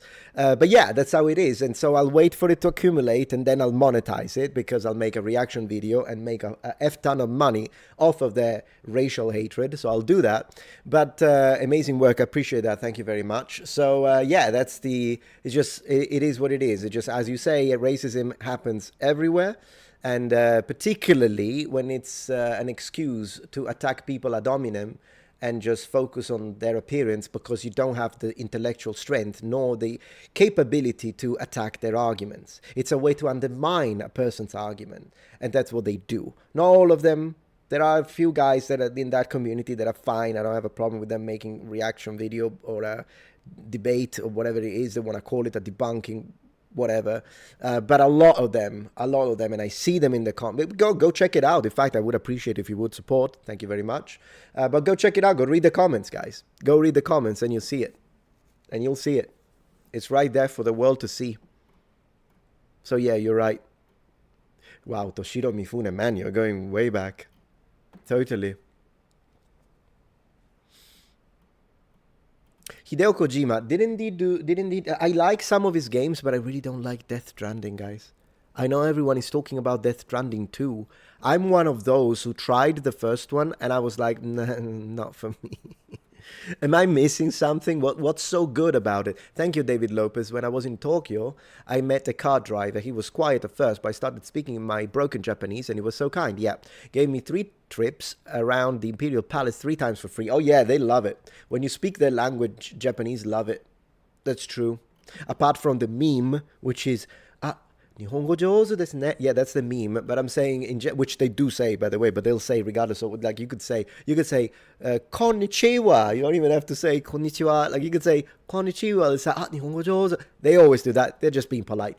In fact, I noticed that they will say that, but then if you actually are jouzu, then they'll use other ways to compliment your Japanese, in my experience. So they'll tell you, nihongo ryuchou desu ne. Like, ryuchou means fluent, as one of the expressions that I noticed, or like pera pera, it's another one that they use. It's like to mean like when you speak once again fluently. There are a few other ways, but in general, the Japanese appreciate the effort. That's something that I personally like a lot. Hey Kyodai, sorry I missed yesterday's chat. No problem, Os. I watched you for years, but only recently watched streams. Thank you, Tim. Good work and keep being you, brother. You make great content and are entertaining. I appreciate that, doing my best. Thank you, my friend. Appreciate that. And have I missed anything? Let me see. Bankruptcy, yeah, I read that one. So thank you for the explanation. Nihongo jouzu de wa nai, boku. I like boku as a kanji, as a way to say I. It's the one I usually use, at least unless I'm in a formal environment. That's the one. For those who don't know, Japanese have multiple ways to say I. Like when you say, I am from this, I do this, like I. They have lots of ways. The formal one is watashi. They also have an even higher level of formality, which is watakushi, but rarely hear it. And then they have atashi, which is kind of feminine. And then you have boku, which is this one here, can also be pronounced boku. In fact, I think the pitch boku is more common now with the youth. I like the kind of more old school boku with high to low rise in pitch. That's the way I learned to pronounce it. I'm going to stick to that. That's usually informal masculine. That's the one I use with friends. Then they have ore, which is kind of very informal, but it's kind of tough guy. And I don't like, yeah, I've heard people use it, but I don't, it doesn't work with my personal. It's like when you actually reach fluency in Japanese, some expression, they either connect with your personality or they don't. And that's how I'm sure that anyone here who speaks Japanese can relate to that. You know exactly what I'm saying. I will choose an expression just because it feels right with my personality. And so I liked that one personally. Yeah. 一生懸命勉強をしなければ. You're right. Yeah, 一生懸命, it's a good expression. It means like when you are... So yeah, 勉強 is to study, but 一生懸命 is like someone who studies properly, like fervently, putting a lot of effort into it. Talking about the word effort, isn't it interesting? Here's a little paradox for you. Isn't it interesting that to make something effortless, you need to put a lot of effort into it? It's kind of a linguistic paradox, isn't it? In order to become effortless, you need to put a lot of effort into it. I just thought that was cool. So yeah. Thank you, Motocross. Promoting individualism and free thinking can lead to geniuses who develop both good or bad ideas, true. And structured, stifled cultures can be resilient and preserve both good and bad cultural trends. You're absolutely right. Excellent analysis. Very well synthesized. Are all streamers ex-gamers? No, I don't think so. I think there are just plenty of gamers that also transitioned into kind of broadening the kind of content they do. I enjoy gaming a little bit, though. I do that. Although I kind of went the other way around. I've always been a gamer. It's just that I wasn't a gamer who streamed. I've always been a gamer who plays in his own time. But I've noticed that I actually enjoy very much doing my live streams at night, particularly when it's like horror night, but even if it's fantasy night or whatever it is, ancient Roman night, I've been doing those on Twitch. I'm having a lot of good time. A lot of good. I don't even know, my English broke there. I've been having a good time. It's been great.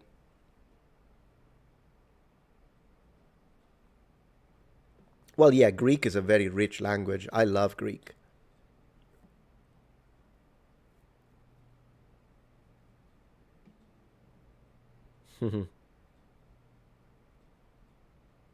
Rome Total War. Yeah, I should stream that one of these days. I think lately I've been a little bit too much into...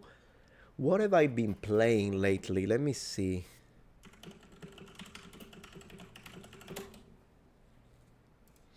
So lately I've been doing... this horror game about pineapple on pizza. It was the scariest experience of my life. Been playing Doom, Heroes 3... Silent Still was scary. This game, not to mention the graphics are great. I'm very much into the backrooms. I love the backrooms as a concept. More Heroes, because Heroes is always based. A few more horror. I've been trying to speedrun Ghouls and Ghosts, which has been a learning experience, let me put it this way. I did the full game. Soma was fantastic. So Prince of Persia 2, lot of retro game. That's what I usually enjoy playing. Freaking Outrun. Do you guys remember Outrun? Goodness gracious, Outrun. I also love making these videos with my wife. I'm thinking of like uploading one of these on the main as well at one point, because they're really fun. I have to catch up on your latest scary pineapple pizza game. You gotta watch that, David. Like, I mean it. That video is hilarious. It's hilarious. Yeah, you guys remember Outrun? The music of Outrun. Yeah. This one was kind of cool in ancient Egypt. I had a massive playthrough of Centurion Defender of Rome for Genesis. We played some Diablo 2. You gotta give me that. It's a great thumbnail, by the way. Didn't really do well with the algorithm. Who cares? They just do it for fun. Do you remember International Karate Plus for Amiga? Been playing some Amiga games as well. Yeah, it's I'm having a good time, I'll give you that much. It's good fun. Battle chess, guys. Battle chess. Yeah, lots of games. Let me just I'll give you the link in case you are interested in watching me play games about pineapple and pizza, among other things, I suppose. Come and join the Twitch community. It will be great. Talking about that, where is Twitch? Where is Twitch? There you are. There you are.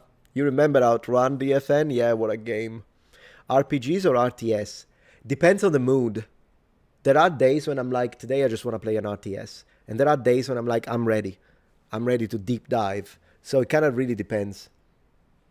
It would be very difficult for me to choose, particularly if you also introduce the 4X, like Civilization. Just the other day I was playing Civilization 3 on my 99 Pentium computer.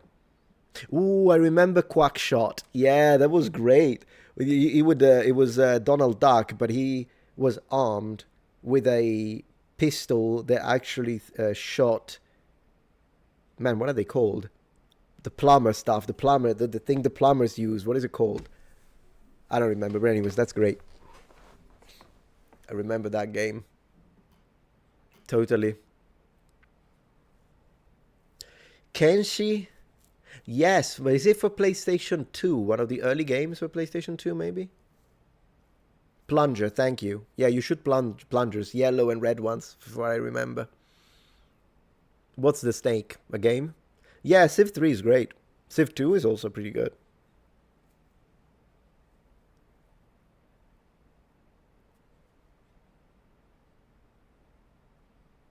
Metatron should make a game about Rome with the bad guys put pineapple on pizza. Never. I cannot do that because it's apostasy. Yeah, plunger. I couldn't remember, but you do shoot plungers. Yeah. Actually, thank you for that. I didn't know. How do we call them in Italian? Man, I don't remember the word in Italian. I don't remember it in any language. Let me think. Oh, I'll tell you about the ancient Romans and pineapple, Antonis. There is a whole situation about it. I'll tell you in a second. I'm just trying to remember. How do we say... So plumber is idraulico in Italian. And how do you say plunger? Stura lavandini. That's how we say. Stura lavandini. What a word. What a word. But anyway, since you asked the ancient Romans with pineapple, let me show you this. Because it was a situation... People... Yeah. Ancient Roman pineapple. Look at this. Look at this, guys. You ready? Boom. Here it is. A pineapple in all of its glory in ancient Roman art. Are you amazed? Are you amazed by it? Can I now tell you that it's not a pineapple and people are full of shit? It does look like a pineapple, though. It's not a pineapple, though. There are people that have made videos on YouTube to say, look, evidence from this ancient mosaic that the Romans reached America and could somehow managed to bring back pineapples for months of travel and then put them on a platter in Pompeii. Is it a vase? No. It's a pine cone. This is a pine cone, which I absolutely mentioned in the sources. We know they use them. And what you see here, which looks like the plant section of I don't know the name for it, but that section, the green leaves, sort of, that you have in a pineapple, it's just something behind it. Probably some kind of artichoke would be my guess. So no, the Romans never went to freaking America as far as we know. And this is not a pineapple, but people have made videos about it. With the music. The ancient Romans had pineapples. This is proof. No. The ancient Romans did not have pineapples, ladies and gentlemen. So there is that. But thank you for bringing that up, the pineapples, so that we could laugh a little bit about it. The Romans did not have pineapples, my friends. No pineapples for the Romans. Sorry. Sorry, not sorry. I can close XQC. We don't need that again. Man, what a... Anyways, what did you think about this situation with the lawsuit, guys? Is PT trailer demo easy to get these days? I think it's impossible to get. I know that someone made, like, they tried to recreate it, but I don't think they did a good job, to be honest. I wish we could have access to PT. I loved it. It's such a shame that that game was cancelled. I thought it was great. I thought it was great. Well deserved, I agree. They absolutely deserve it.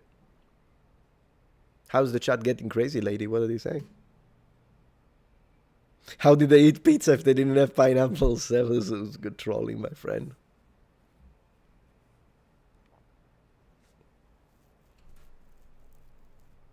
Exactly, Melanie. They had more taste than lowering themselves to that level. Absolutely. Absolutely. Is that why you don't like pineapple on pizza, my friend? You caught me. No tomatoes either. Yeah, no.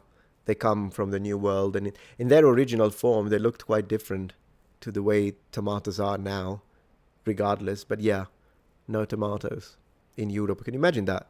No tomato sauce in Italy. How did they even survive? They had garum. They can keep it. They can keep that one, to be honest. Man, if they ever invent a time machine, which is an impossibility, but let me dream. If they ever invented a time machine and I can go back into the ancient Rome, I'll do whatever. It will be phenomenal to listen to them speak. I would take notes all the time to be like, oh, that's how they pronounce that. Or the S is a retracted S when followed this vowel. Like, that would be me. But anyways, I would look at the clothing. I will look at the armor. I would take so many notes. Man, I would make an incredible video as I'm back. I can tell you that much.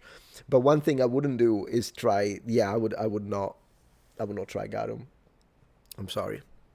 Unless it's like Augustus. I'm not going to offend Gaius Julius Caesar Octavianus Augustus if he asks me, hey, you need to have this. It's so good, man. I mean, I guess they have their equivalent. If he tells me, me Hercules, because that's what they did, by the way. You know how this is actually an interesting piece of linguistic thing that when it comes to expressions, like to say, you know how in English you can say, oh my God, or you could, I usually don't say it, I say gosh instead. But some people say like, oh Jesus, why did you do that? Again, an expression I don't use because I don't like taking his name. But in general, people use it, religious or not. Well, the Romans had a similar expression. They said it with Hercules. So when you said me Hercules, it means my Hercules. And it's interesting because Hercules is half a man, half a god. So there is even this idea of a human aspect of him and a God aspect of him, which is kind of similar to the idea that, you know, in Christianity, Jesus is both God and man.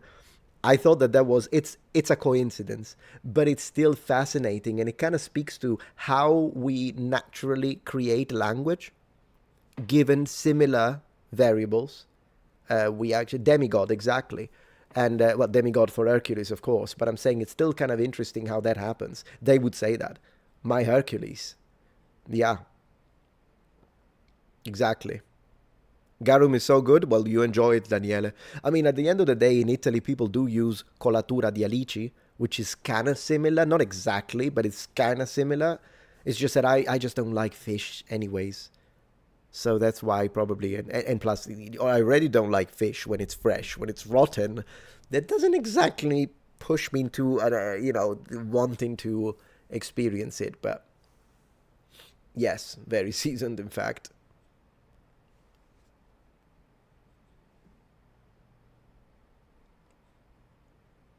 Yeah, I just can't stand fish. I think it's clearly we all perceive taste and smell differently.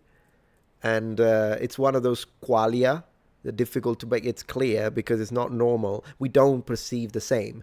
So I think it's not even a matter of, oh, it's taste. Yes, but I actually think it's taste in the biological sense. So if you could put my mind into your body, I think I would start liking what you like. That's what I think. But it's not normal that like my dad would taste a red snapper or a sea bass and say, my gosh, this is delicious. And I couldn't even stand the smell of it. I had like, when my mom would cook calamari, I would have to leave the house when I was still living with my parents, was very young. Because I left my house at age, in my teens. I went to live on my own when I was a teenager. But as I say, when I still was living with my parents, there was that problem. And I tried it. I tried fish. The only fish that I can tolerate is tuna, but because at the end of the day, tuna doesn't really taste like fish. At least to me, doesn't have that smell. I can eat it in all forms. I've tried it in sushi form. I can eat it, or sashimi, without the rice. I eat it when you give me like an actual cut of tuna, and then I have to stone cook it. I can eat it. I can eat it in a sandwich with mayo. It's great. That's the only fish that I can tolerate, but anything else I just can't. I will eat it and I hate it. Hello, we're talking about fish. You look very patriotic over there. Oh yeah, very patriotic here. Very patriotic. How are you?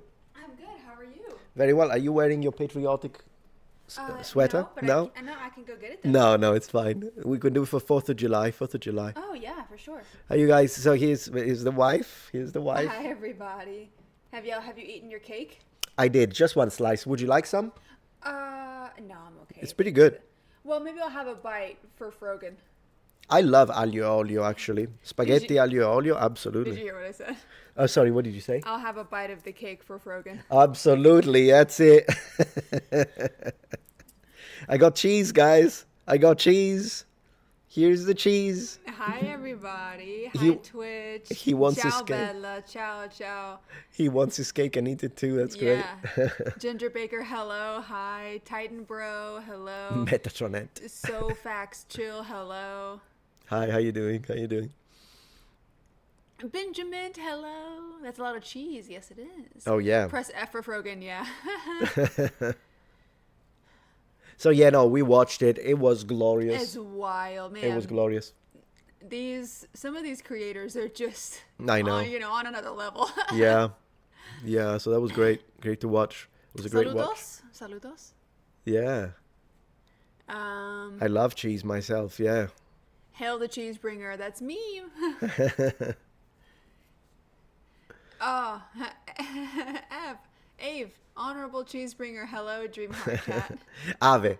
Or Awe, in fact, probably. I'm dumb. No, not at all. I'm it's like, Latin, I'm that's like, of course. Ave. No, not at all. That's what that is. But yeah, it's I should Awe. have known that because, like, I know Salwe. Yeah, exactly. So, Yeah, like, it's the same. It's kind of similar, but more formal. Yeah. Yeah, Awe Caesar. Exactly, yeah.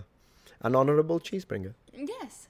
I don't know why I keep seeing, instead of cheesebringer, I keep reading cheeseburger. Do you want to sit? Have a chat with the chat? Do you want to have a chat with the chat? Yeah, because I Let's go. But I know that y'all are talking. Oh no, we were just talking about anything at this point. They're asking for puppy. Oh, puppy is over there. I'll get the puppy in a second. He's scared.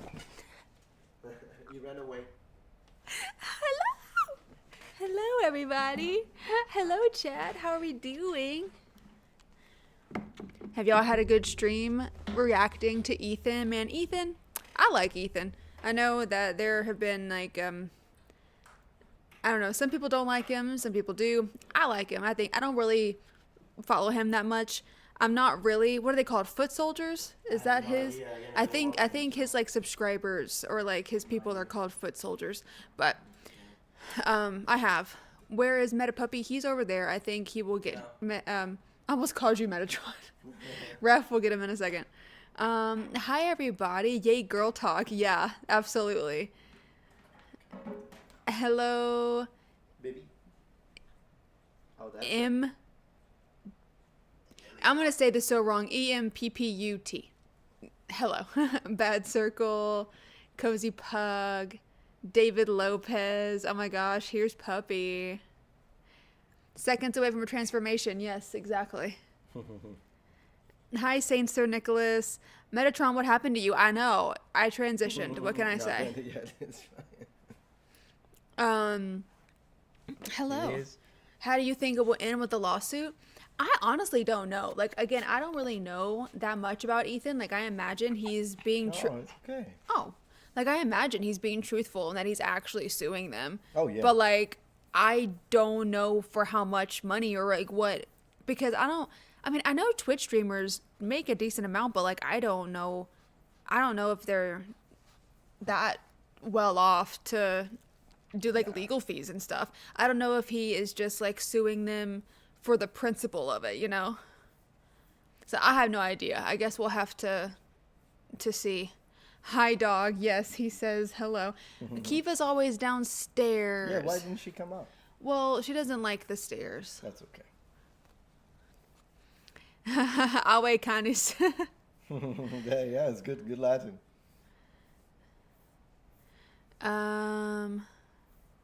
They're already begging their followers for everyone. Yeah, I saw there were a few. Well, all 3 of them did GoFundMe's, right?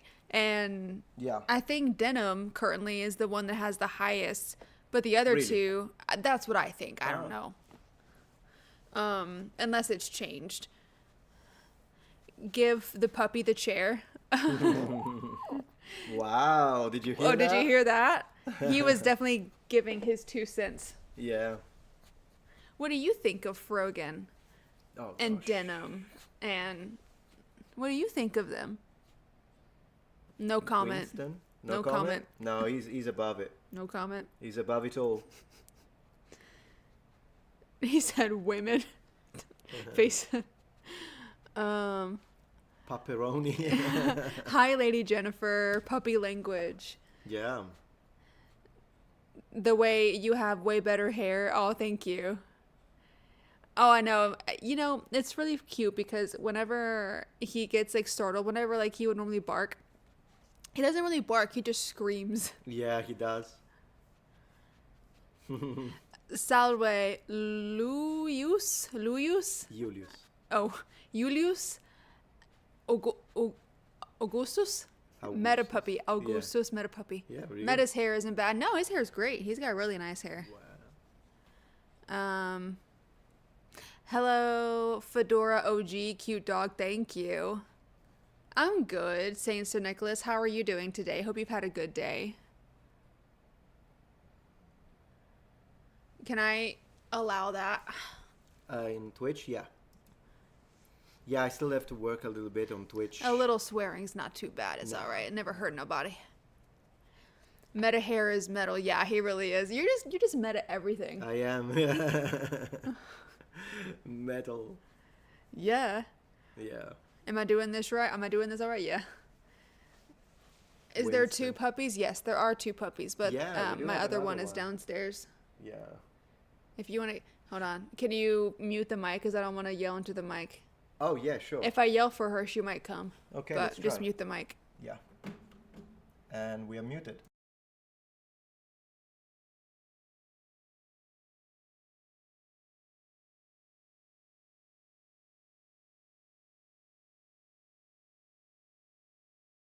And we're back. Okay, she might come up here. Here you go. Oh yeah, Winston? All right, I'll take Winston. I'll take Winston. Danielle, what news? I don't know if Kiva will come up here. She might come up here. She's here. She's here, Oh, guys. she was summoned. Oh, Can you grab her? wow. Can you She's grab so baby? happy. Yeah. Kiva! Oh, okay, well, she found food immediately. What was it? I don't know. Let me go. There she is. She needs a haircut No, real she bad. doesn't. No, Yes, she she doesn't. does. She's a mop, and I love it. Now, she's not as, like, chill as Winston. So, well, not directly after Winston Churchill, but I just think the name Winston's cute. Yeah. Her name is Kiva. She has an Irish name. I'm going to give you, like, a guess on how to spell her name. Don't Google it. But, like, if you, like, it just have the context clues. It's Irish, and her name is Kiva. Just try to spell it. Just whatever you think. Unless you know, like, Irish grammar. Ooh, someone did it. Yeah, decaf the theft. That is right. It's just, I love, look at all that. Yeah. Okay, babies. I know you want to go. You're such a good girl. See. Anyways, no, yeah, I love the name Kiva because I've always thought it was a really cool Irish name. But yeah, I do not know Irish grammar. I just know a lot of the Irish names because I've read about them a lot. Bichon, she's a Maltese and Bichon mix. Yeah. Irish is hard to comprehend. I'm part Irish. Winston. Yeah, it's really cool. See, okay, so Valeroma, that's how I spell her name on, like, vet forms. So, like, I will spell her name out the Irish way, like the correct way, and then I will put, like, in parentheses, like, KEE-VA, Kiva. So I will do that. Irish pronunciation is I think it's really nice. I love it. Like I believe the actual language is Oskelga. I believe. Don't come for me if anyone's in here that's Irish. Yeah, Fedora, that is correct. Kiva, yeah. Like that. And then but I think the language is so cool. Like it just sounds so cool. Yeah. It has to learn at least a little bit, like not necessarily to speak it, but to a little bit would be nice. No, an ad. I'm sorry. I'm so sorry, Jennifer, but thank you so much for sitting through it. We really appreciate it. We do. Lucas. So I see that it's spelled that way. Gaelge. But how is it? Do you pronounce it? Is it Oskelga or is it just Gelga? Like I don't want to say it wrong, but like in one of the books that I was listening to, and the whole thing is set in Ireland, the voice actor said, because someone was speaking in the language, and they said, I heard Joey speak Oskelga, so I hope I'm saying it right. Anyways, we're going into Irish. Yeah, why not? It's cool. One of my other favorite Irish names is Aoife. What does that mean? Do you remember? I don't know what it means. I just love the sound. name, like the noun Aoife. Not the noun, the sound Aoife. And then also love Saoirse, of course. But I want you to. I'm going to show you this. I'm going to show chat. Can I type in chat? Yeah. Can you guess what that is? Like, what do you mean? The name? Yes. No. Oh, it's the name. Wow, I would never think. I'm gonna put the. Pronounced, yeah. How do I type in chat? So for YouTube, just go there. Yeah. Right here. Yeah, right there. And then for Twitch is on the other side. Right there. Wow, I would never have guessed how to pronounce it ever. Like how? What do you think that is? I love how we're going into like a quiz. Yeah, why not? I did tell them that while chat responds, I did tell them that I want to do a live stream one of these nights when I try to guess American geography, like which state is what and where. Oh, and it's an American name, so no, it's not American. It's Irish, I imagine. Well, there is an American equivalent as well. Yeah. But just imagine what it would be in English. Like I don't know how to say it because I'm an Irish speak English as well. Well, yeah, totally. So I'm trying to figure out. Okay, no, it's Owen. It is, yeah. That's how you say it. It's Owen. Like the spelling to me makes it's no sense. So cool. I'm sure it Anyways. Some And then okay, I'm gonna like literally talk your ear off about Irish names and stuff. So I'm gonna go. I found a dog. Oh, that's a good boy. See, Winton loves just to be held. He doesn't care. But Kiva doesn't want to do that. She won't do that. She just likes to walk around. And well, she's a Kiva, lap dog, though. Stop it. So at least that. Sorry, I didn't mean to yell into the mic. Bye, everybody. Have a good night. Are you going to be going for a bit longer? Or a little bit, yeah. Okay. I'm going to go take my makeup off. Have fun. That's such a good girl. Bye, everybody. What do I do with the dog? I'm going to get them. Wow. That's a dog. It's a flying dog. Have you ever seen a flying dog? It's a flying dog. Wow. Just put him down. Okay. Come on, guys. Bye. Bye. Thank you. Careful down the stairs. Okay, you too. Well, all right. Careful eating. Oh no, I don't think I'm gonna eat the cheese right now. I'll eat it later. Yeah. Already had cheese with my cake, so probably don't need another one. How am I rude, bro? Don't be rude. How? How was I rude? Yeah. I like Swedish J pronounced with a Y. Oh, I see. Sounds like old school, yeah.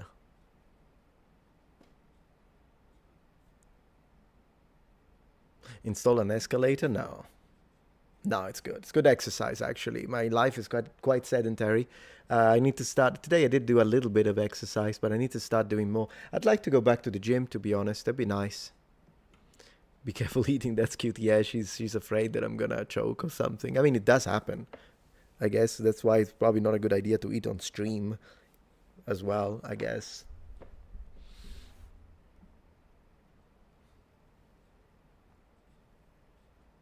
Metatron's ladies auxiliary sessions. Yeah, sure. Meta gains. We need to get those meta gains. Yes. Absolutely. 100%. Let me see the stream. What is it? There we go. Just checking the quality of the connection right now. Looking fine. Yeah. Cool.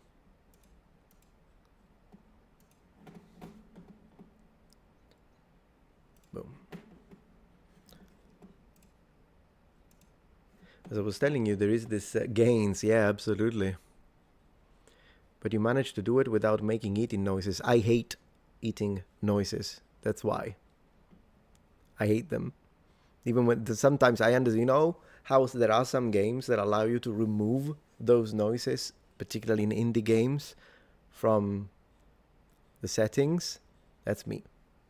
That's done for me. Those icons. What icons? Metatron, that had a therapeutic effect on the stream. Oh, that's good.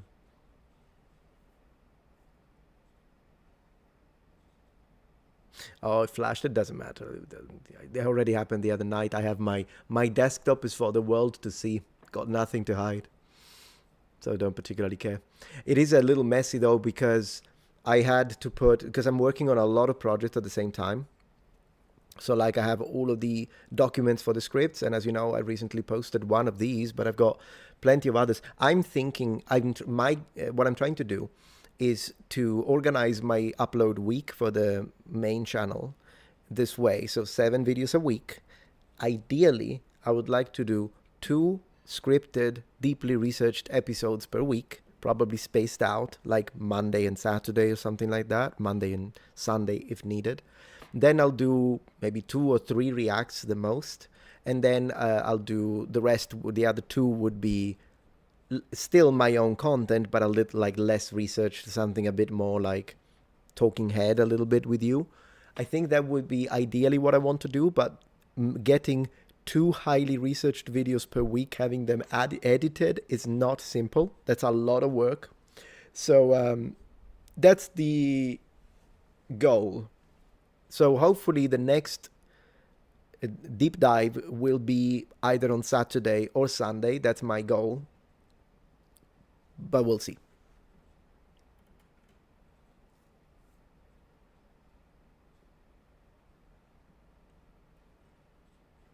So yeah.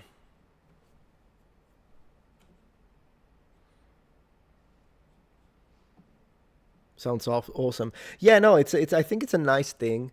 It's just that sometimes even working with editors is not enough. Like the video on the Greeks that I just released on Monday, because I had promised you that I was going to release a deep dive video, old school editing and whatnot. I edited it myself. I had to do it in-house because the editors are great, but they are slower than me, which...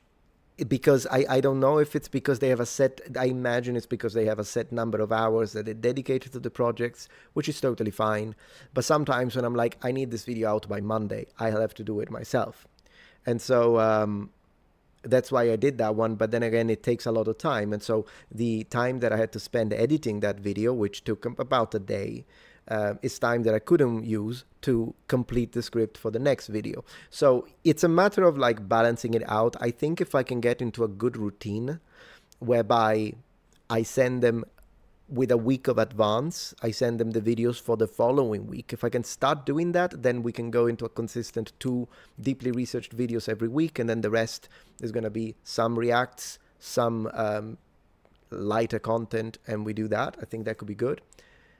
But videos about languages not on this channel, at least maybe very, very rarely I might post one.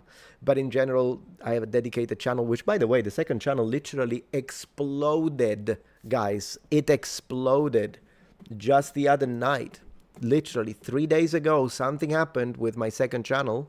And I am very happy to inform you that this happened. I'm going to show you. The channel hit 99,800 subscribers. So we are literally 200 subs off of 100,000 subscribers with the play button. So literally, if everyone subscribes right now, we hit, that is watching, we hit 100K subs. And it's a very active channel. I will put the link here if you're into languages, because we can literally hit 100K right now live. If everyone clicks on that link, we hit it now. And what's interesting is that a video went viral. In 2 days, 1.1 million views. This exploded, and a massive flow of subscribers arrived. Then I posted this one yesterday and got 117,000 views in a day. So basically now it's performing better than the main. And then I just posted this one 20 hours ago. It's a little slower, but still. And today I'm going to post again. Tonight I'm going to post again. And I noticed that people really like these language videos where I do a thorough analysis of old school accents, like people from 1800s. Like we reviewed the accent of the Queen, how it changed from her earliest recording from 1957, Christmas Message, all the way up to 2021. And we looked at all the different characteristics of the vowels and consonant clusters. And so I did it's a little analytical, but I think people liked it. And then we looked at real Victorian voices, a recording from 1888, fascinating stuff. And the one I'm going to post tonight, it's already edited. I just need to make the thumbnail for it. The one I'm going to post tonight, after the stream is over, we're going to listen to a recording not of her father, but of her grandfather. So, of course, the king. But so when he made the recording, there was still a British Empire. And then again, we do the analysis. So I've been having a great time with the second channel. And so it's fun when a channel finally took me 276 videos, but finally, yeah, George V, exactly. King of the United Kingdom. I mean, technically, because it's a British Empire, you're like, so is he an emperor? Only of India. If we really want to get technical, his title is King of the United Kingdom, Emperor of India. But whatever, yeah. And so yeah, no, it's nice. Academy did blow up, and I think we're gonna. I see a good future for this channel, to be honest. Also because with the new algorithm, with the way they changed things, the subscribe count is not always correlated to your highest possible views that you get on average. And so, yeah, this is how it is. So a channel with less subscribers can easily get more views than a channel with more subscribers these days. It's just how it is.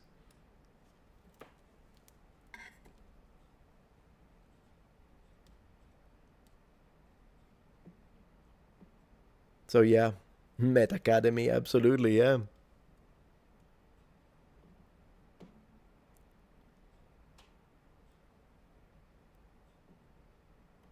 Let me see. 1 million views, yeah. 1.1.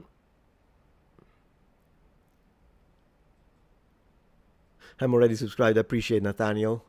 And Tico, thank you. Congratulations, appreciate. Yeah, I'm actually excited. I hope it's not just a wave, because sometimes you have like a boom and then things kind of slow down. But other times it does happen that once you have that boom, if you continue in that direction, which is clearly what I'm doing, sometimes it just keeps going up. And I'm so curious to see if that's what's going to happen, because if it is, that would be great. But we'll see. I mean, I'm grateful for whatever. Whatever I can get, I'm grateful. But yeah. I subbed almost as soon as I made this account. Thank you for that. I appreciate the support.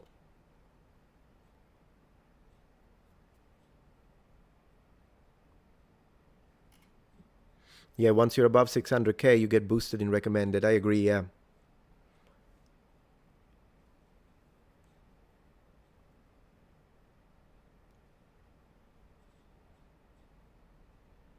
Her grandfather started a tradition to speak to the people via radio. Yeah, yeah. Totally. Like addressing the the people, absolutely. Medieval languages, perhaps? Yes, David, actually, I am going to do that. Because as I say, when it's not always, not everything is connected with views. Passion projects, like my third channel, I don't particularly care if if it does start to make proper views, that would be great. But if it doesn't, I'll still do it as a passion project. But clearly, when you start getting views like that, that transforms into money. And when you have money, you have a budget. When you have a budget, you can make time. When you can make time, you can do the research. And then there are a lot of other things that we can explore. Like, for example, having a look at English in the medieval period, Italian, and how did people in Florence speak in the 15th century. Like stuff that I would need to pay a team to help me. Like I can start doing it on the second too. And I'm actually looking forward to that very much.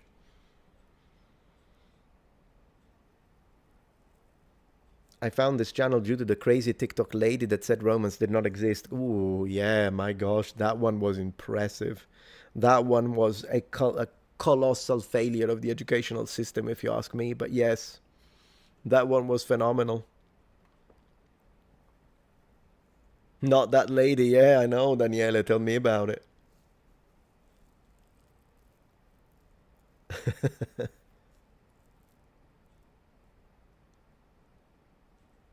Thank you for subscribing. I appreciate that, Erasmo.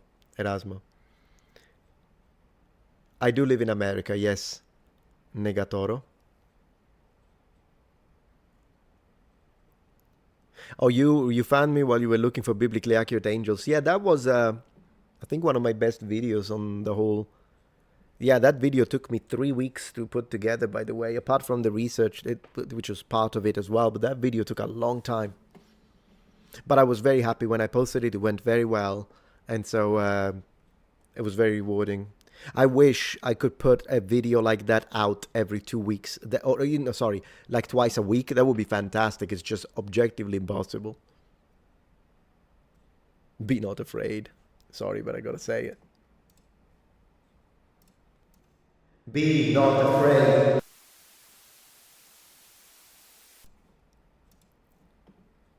Yeah, good luck with that. With some of those celestials in the way they're described. No wonder they say that every time they appear. Xiaoma reaction. I have a few. On the second channel, yes, I have a few. As always, I don't react to the entire of his video, but I do react to some sections that I think are hilarious. I don't really do shorts anymore because I think they actually damage your channel unless you have a short dedicated channel. I could be wrong, but in my understanding of the analytics, I actually don't think it's good in the long run to dedicate too much time, efforts, and resources into shorts. I don't think if long form content is the focus of your channel. So I don't do shorts anymore. I used to, I don't anymore. Will I actually make a dedicated shorts channel? Probably not, but my wife has one and it's going very well for her. I do have a clips channel though. Clips is a good way to repurpose content for basically for free.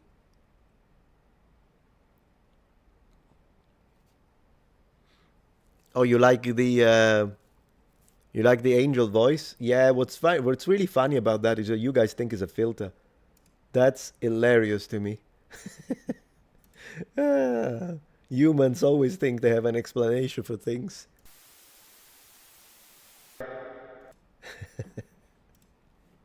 But yeah. No, I have to put the filter for this voice. It's the other way around. This is the voice with the filter. I'm using a human filter. Precisely. That's exactly it. I'll tell you another thing. It's not just that's the filter for the voice.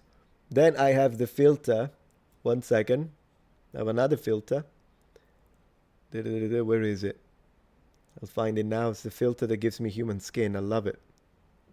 There we go. Let's remove it. Woohoo! Let me remove the other one. 1 second. Okay, that one is a filter. That one was a filter. I have more. Okay, are you ready to behold the countenance of the Metatron? The real countenance in 5, 4, 3, 2, 1. That's me without a filter. So let me remove the other filter as well.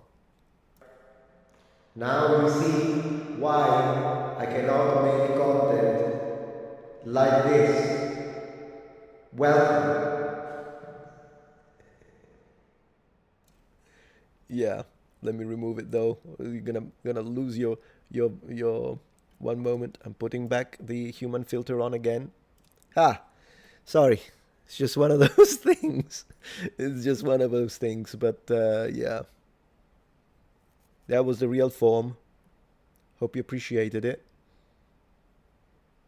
A little fireworks for today's stream. A little fireworks we got for the memberships, and for the super chats. Really appreciate that. Thank you very much. Thank you very much. And yeah. Metatron, what is your favorite Roman emperor? I would say Augustus. It's Octavian. Octavianus. Yeah. We'll die. Alien, absolutely. Absolutely Italian.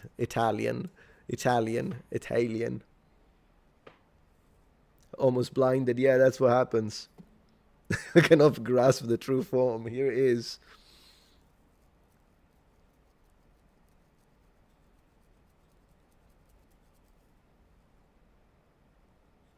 Trajan denier. That's funny. So what are your plans for tonight, guys?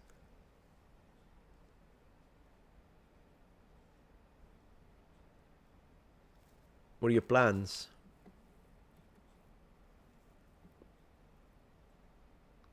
Your video, The Praetorian Guard of Rome, is my favorite. The recent one, I guess, because I made one a long time ago, and then I did a remake.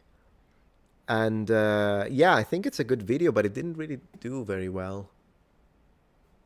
You know, free will and whatnot. And so it is what it is, I suppose. Dinner time? What are you going to eat? Going to bed? Oh, come on. Draw something. That sounds fun, Kristen. Man, I haven't drawn anything in a while.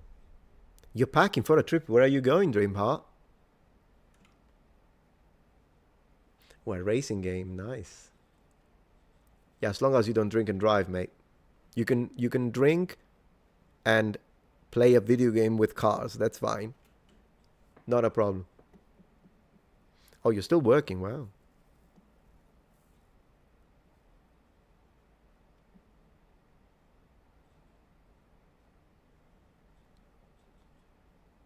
I think that's something you can do automatically these days, to add a different translation in subtitles. Isn't it like something that AI... I don't like the auto dubbing, though. I disabled that because it's just so fake. But the idea of adding subtitles, is that an option already? I'm not sure. That would be a nice service if they provided it. The voice is just... the AI voice that makes you speak... yeah.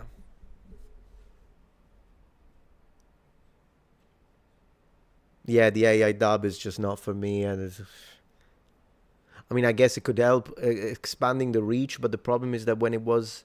because I was one of the channels that had it, some of us got it, that we could test it, and it was automatically enabled. And so I had to actually disable it, because what was happening is that it wasn't... I don't know how it is now. If it's something that I can enable as an option, and then if someone wants to watch the video, but they don't speak it, and then watch it in AI Polish or AI Portuguese, then I guess I would have nothing against that. If anything, maybe it could help, as we were saying, increase the reach of the channel. But what I hated when it first got activated is that it would activate itself on its own. So basically, if you were watching my video from Brazil, you would get the AI fake Portuguese voice, even though you didn't ask for it. And so people were like, what on earth is that? And it's like, no, like, I don't know. I'll have to see if they changed that and it's something that you can select. Then I wouldn't have a problem adding the option.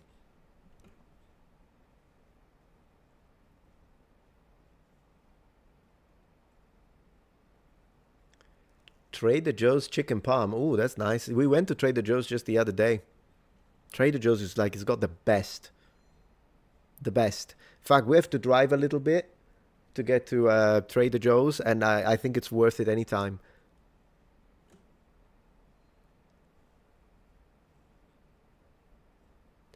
Would you ever make a video or stream on the Viking graves they found in southern Italy? That's actually a very good idea. I think I heard about that and forgot about it immediately after, so I'm just going to add it to my notes. And yeah, I'll have a look into it, and if it's something worth a video or a stream, absolutely. Why not? That sounds interesting. I imagine Normans, yeah, maybe earlier than that. Did you ever do Gothic phone drawing on Steam? No, I don't know what that is. Maryland for a family reunion. That's nice, Dreamheart. Well, I hope you have a nice trip. If you're driving, then drive safely.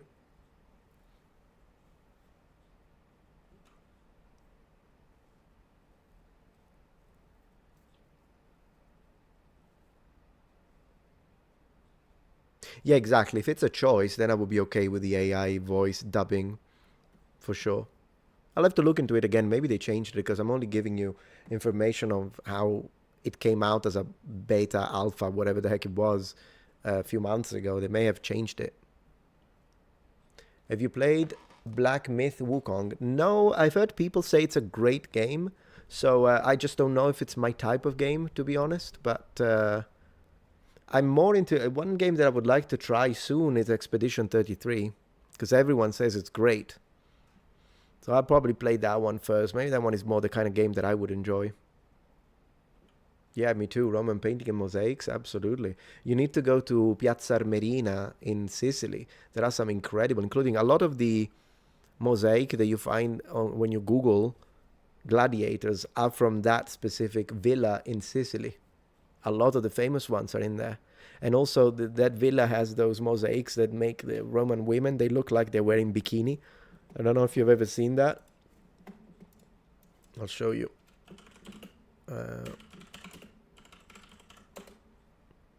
Yeah. Like these. I mean, look at that. This is ancient Roman, guys. She even recreated it. Doesn't that look almost, I mean, obviously it's not modern, but almost. Almost. That's insane to think, isn't it? These are like 1st century.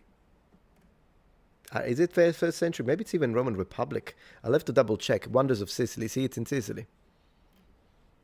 There you go. Castlevania playthrough sounds great, but it would have to be one of the old ones. Would have to be one of the old ones, yeah.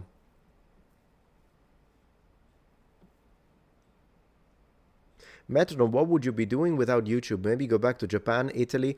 So I would probably still be teaching, because when I started YouTube, I was a school teacher. I was teaching in school. And so I think I wouldn't have quit that job. I would have continued. And then of course, if I hadn't met my wife, I don't even like to think of it, but if I hadn't met my wife, probably I would have moved back to Japan and tried to find a job there, either teaching or interpreting. And then if still meeting my wife, but without YouTube, then probably would have come here and tried to either teach in a school or work as an interpreter, work as a translator. That's probably what I would have done, yes, in an alternate reality without YouTube. But I have to say, I very much prefer this reality, 100%.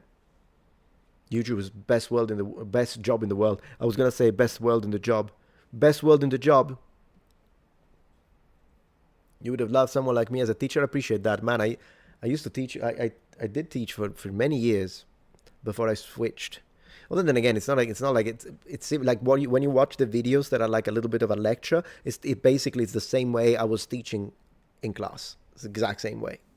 Same humor as well. Kids loved me. I appreciate that, Melanie. Thank you very much. Very kind of you.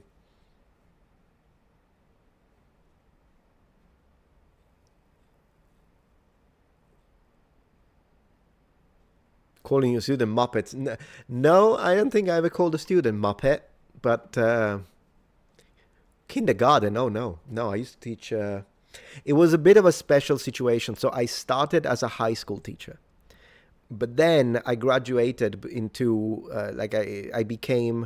I was, after a few years of teaching in high school, I was employed directly by the European University, the EU Funds of University and Research, which is a special allocation of funds, usually mostly spent between central and southern Italy, usually. And so they employ experts. So they looked at my curriculum. I won the whatever that it was. And so they employed me. And once you get employed, then you continue, because if you do a good job, then they will re-employ you again. And so at that point, rather than teaching in a single school, I started being sent as a language expert in all over the country to teach the best students gathered together into one single class from like a few schools from a city, and then I would teach them. And then after that, I became a high school teacher trainer. So I would teach high school teachers how to teach. But then by then I was a YouTuber as well. My channel started. And then at one point, yeah, I just decided I'd rather try and do this full time, because I believed in the potential of the channel. And I decided I'd rather do this full time. And so I left the job as a school teacher, and I only kept, because I was doing 2 jobs at the time, and I only kept my secondary job, which was as a assessor.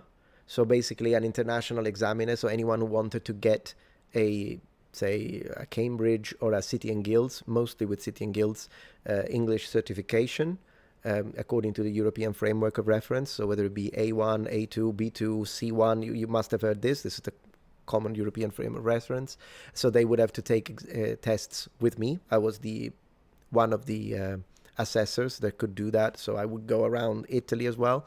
But eventually I stopped doing those trips as well, because I thought, no, I want to spend all of my time making content, because I believe that the channel can actually become my primary source of income, and it did. So so here we are with you.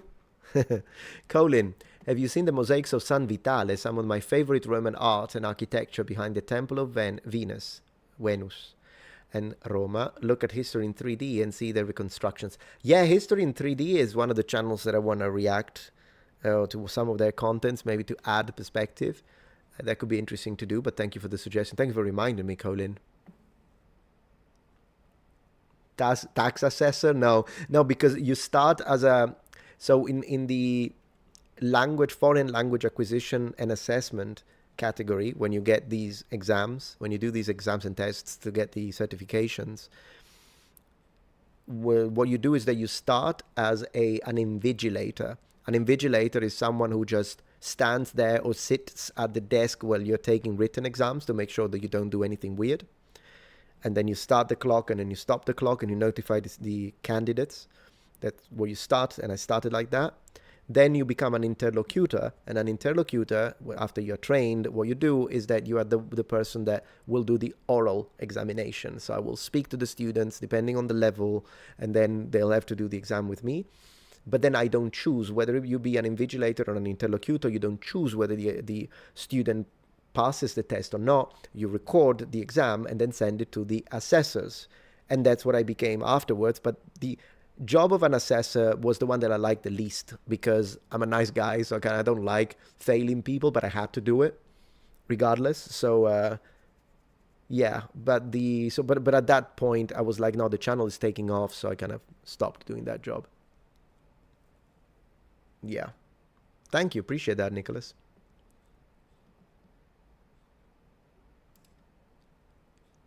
You Muppet got you blocked? Oh, that's so funny. You Muppet. Yeah. How would you say pineapple on pizza in Italian?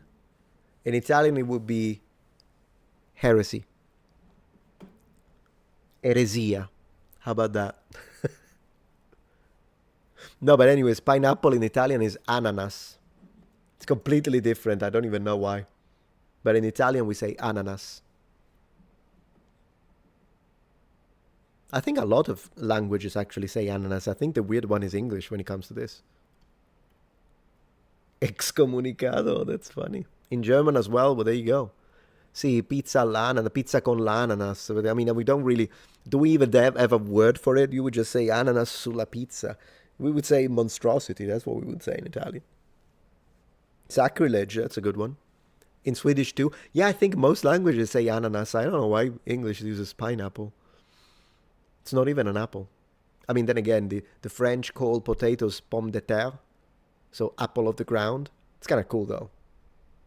It's imaginative. Piña. That's how you say what in what language? Ananas. Satanas. Oh yeah, Flemish here. Ananas represent as well. There you go.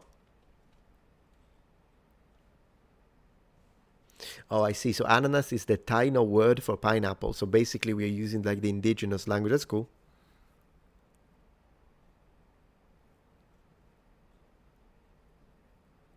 Yeah, it kind of looks like a pine cone.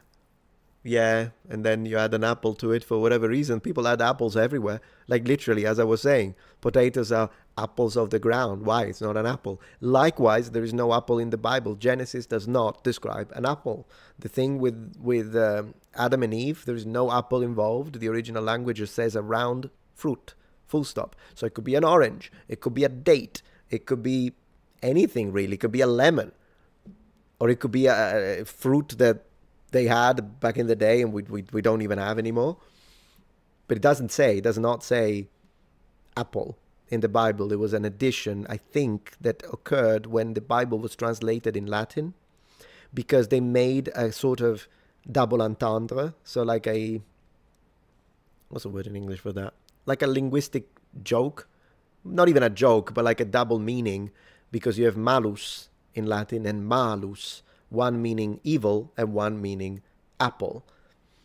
But that's why even in English you have the apple when it comes to Adam and Eve, but there is no apple in the text. This is one of the reasons why I think sometimes you don't need to know the linguistics of it to believe, to have faith, to use the Bible and whatnot. You really don't. But there are sometimes preachers that make me cringe. And I have had situations where, as I say that as a Christian, so don't think that this, oh, you're spreading an anti-Christian message. No, I'm a Christian. Glory to Jesus Christ. But I'm trying to be fair here.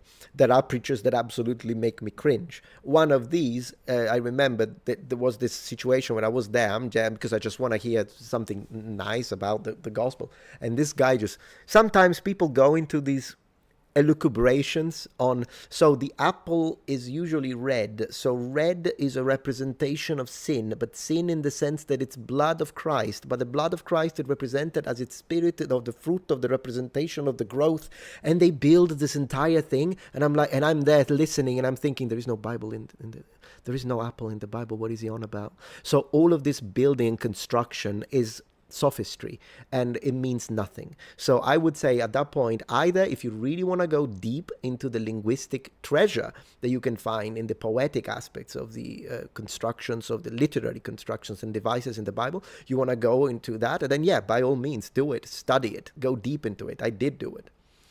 Not that you need to do it for faith reasons, but if it's something that you love, totally, you can do it. It gets really deep. But if otherwise, just focus on the important aspects. They don't require any linguistic training. So the resurrection of Jesus, the messages, and the stuff that is that great. But when they start building stuff like that, it's nonsense. At that point, it becomes nonsense because once I saw someone fixating on the comma and the full stop. Well, the comma is here because it's a separation between the physical and the metaphysical. I'm like, there is no comma in the original Semitic language, no comma. So like all of these things, sometimes I think people get carried away. And I would just say, don't talk about language if you haven't spent a single moment into the linguistics of it. Once again, not needed from a perspective of salvation, not needed. But if you're going to use it, then study it. That's all I'm saying.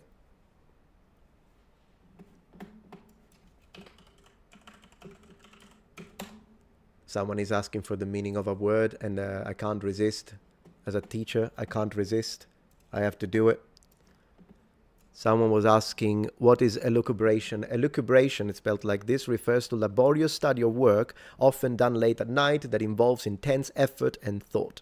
That's an elucubration. So some people do that, but if the basis of the argument is not there, your entire castle that you've built has no foundation. So you have to make sure, and it's not just a matter of biblical translation or translation in general, it's a matter of anything. Like imagine trying to discuss how the Romans engineered this and that, and then the basic model was wrong, didn't exist. The object that you're using is a fake, and now you've been like, this has happened. Like, oh, this scale armor is fake, but now you built this entire thing as to why they chose this type of alloy instead of this, and the color and the representation and the shape of the scale. It's all fake at that point. If the foundation is not solid, whatever you build upon it, it's nothing. That's the idea. Thank you. What happens to the Goths? Visigoths, Ostrogoths? Well, yeah, I mean, that would need not a video. That would need a series, my friend. No foundation equals no argument. Absolutely, yeah. Piña in Spanish for pineapple, by the way. Cool. Piña in Italian is the pine cone. Interestingly enough. But it makes sense. I mean, it does look like one, so I guess you use the same word for both. Lost in translation, exactly, yeah. Yeah. Yeah, it's not even, we don't really, no one really knows. I've looked into it, and no one really knows what kind of fruit it would be in the original story. No idea. And another thing that is not present is the rib. The rib is another thing that is added into the text in its translation. With that being said, do keep in mind that this is not, I'm not trying to point the finger and say, oh, how dare they? Each effort of translation is a creation. Like, there is no way to actually translate perfectly and accurately the entirety of a text. And at any point, the translator will have to make a decision. How am I going to render this? And that decision will be different depending on the translator. So if you ask 10 people to translate the same text, you'll end up with 10 different texts out of it. So each translation is a form of interpretation. It is what it is. But yeah, no, that's another one. There is no rib in the Bible. We don't know what part of Adam. It just says like a lateral curved part of his body. So we know it's from the side, and we know it's curved. That's it. So yeah, I mean, it's a good guess to say it's the rib, but it doesn't say rib. It doesn't use the word rib. So it could very, very well be the iliac crest, which is what I think it was. But that's just me. Yeah, it just doesn't say rib. It doesn't use the word for rib. We know what the word for rib is in ancient Hebrew, and it's not there. It could be. I'm not saying that it's not. I'm just saying it's important to underline that we don't know. Yeah. Jawbone could also be that. Yeah, it could be. We don't really know from the story. Not that it matters. I mean, the message is the same, but it's an interesting thing to see. Have you visited the island of Capri? Oh, yeah, absolutely. Plenty of times. I used to take Japanese tourists to, when I was taking them around as a student, as a way to practice and make a little money to buy books. They would pay me like 50 euros per day. And so I would take them around, practice my Japanese as a student, and then the tourists, they would want to go maybe to Amalfi, the Amalfi Coast. Gorgeous. Took my wife there as well. She loves it. So yeah, Amalfi Coast. And then I would do Capri. I would do. You have a few islands, because Capri is a little island off the coast of Naples. You just need to basically get on a kind of a small boat. There are these boats. There are two types: the fast one and the slow one. The fast one is more expensive. Some people also prefer the slow one because it's panoramic. It's nice to see. It's up to you. It doesn't take that long, like half an hour, 40 minutes, and maybe even 20 minutes. I think maybe even 15 minutes if you do the fast one. I don't know, it's been a few years. But yeah, Sardinia, no, that's further. Like Sardinia is almost at the same, kind of at the same height of central Italy. So like similar to Rome in height, I think, if we look at the Mappa d'Italia. But yeah, it's kind of central, yeah, there we go. Just to give you an idea. So yeah, here it is. I think this is a good idea. So as you can see, here is where Sardinia is, and this is where Lazio, where Roma is. So as you can see, they're kind of in front of it. So they're the same height as middle of Italy. And then up here in the deep north, you've got like Milano and all that, and Friuli in the northeast here, where my dad is from. Veneto's where Venezia is. This is all very northern. Then I'm from here, Sicily, this part here, the western, top west, very Phoenician in origin, the city of Palermo. So this is, whereas all of this section here is all ancient Greek. And yeah, deep south, really. And yeah, Sardinia and Sicilia, very similar in size, really. Maybe Sicily a little, I don't know, it's difficult to see because Sicily kind of looks like a pistol, which is funny if you think of Mafia. But yeah, Sicily does look a little bit like a pistol. So it's a little thinner here. Which one is bigger? I'm not sure because we get a little larger here. Maybe Sardinia, but I'm not sure actually, I don't know. But yeah. Mar Mediterraneo, we got 3 different seas. I always love it when they do this with the Italian boot and they create like the flag this way. I always thought it was nice. I've seen people making Sardinia white because of white supremacy. No, I'm joking. Because of the, you know, matching the middle here, which would make sense. And other times they do this. Depends. Seen people doing different things, really.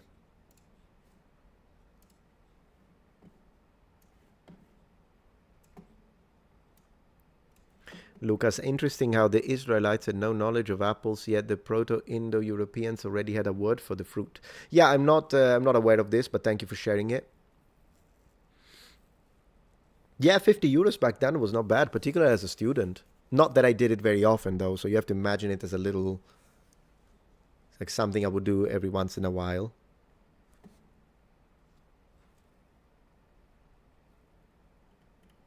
So, yeah. Sardinia should be orange because it's special. I guess every region has its own special aspects to it.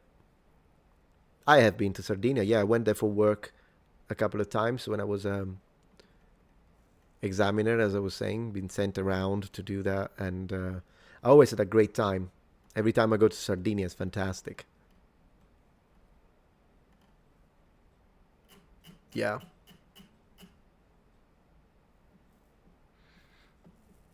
If you want to say it, I think in Hebrew it doesn't have a vowel. I think it's Adam. Adam, in fact, probably. And the name of Adam is, it has they put the article in front of it, which I always thought it was interesting. The Adam. Interestingly enough. Might speculate on that on a video, on why there is an article there. Anyways. Guys, it's been a pleasure. I think I'm going to call it a night. A little bit of an early night today. Sort of. And yeah, I will go make some food. I will eat this cheese.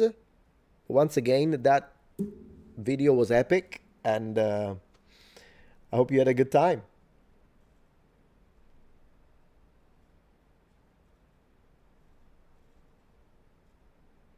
But thank you so much for joining the stream. I appreciate for all your... Yeah, it took me a minute there because that's what happens sometimes.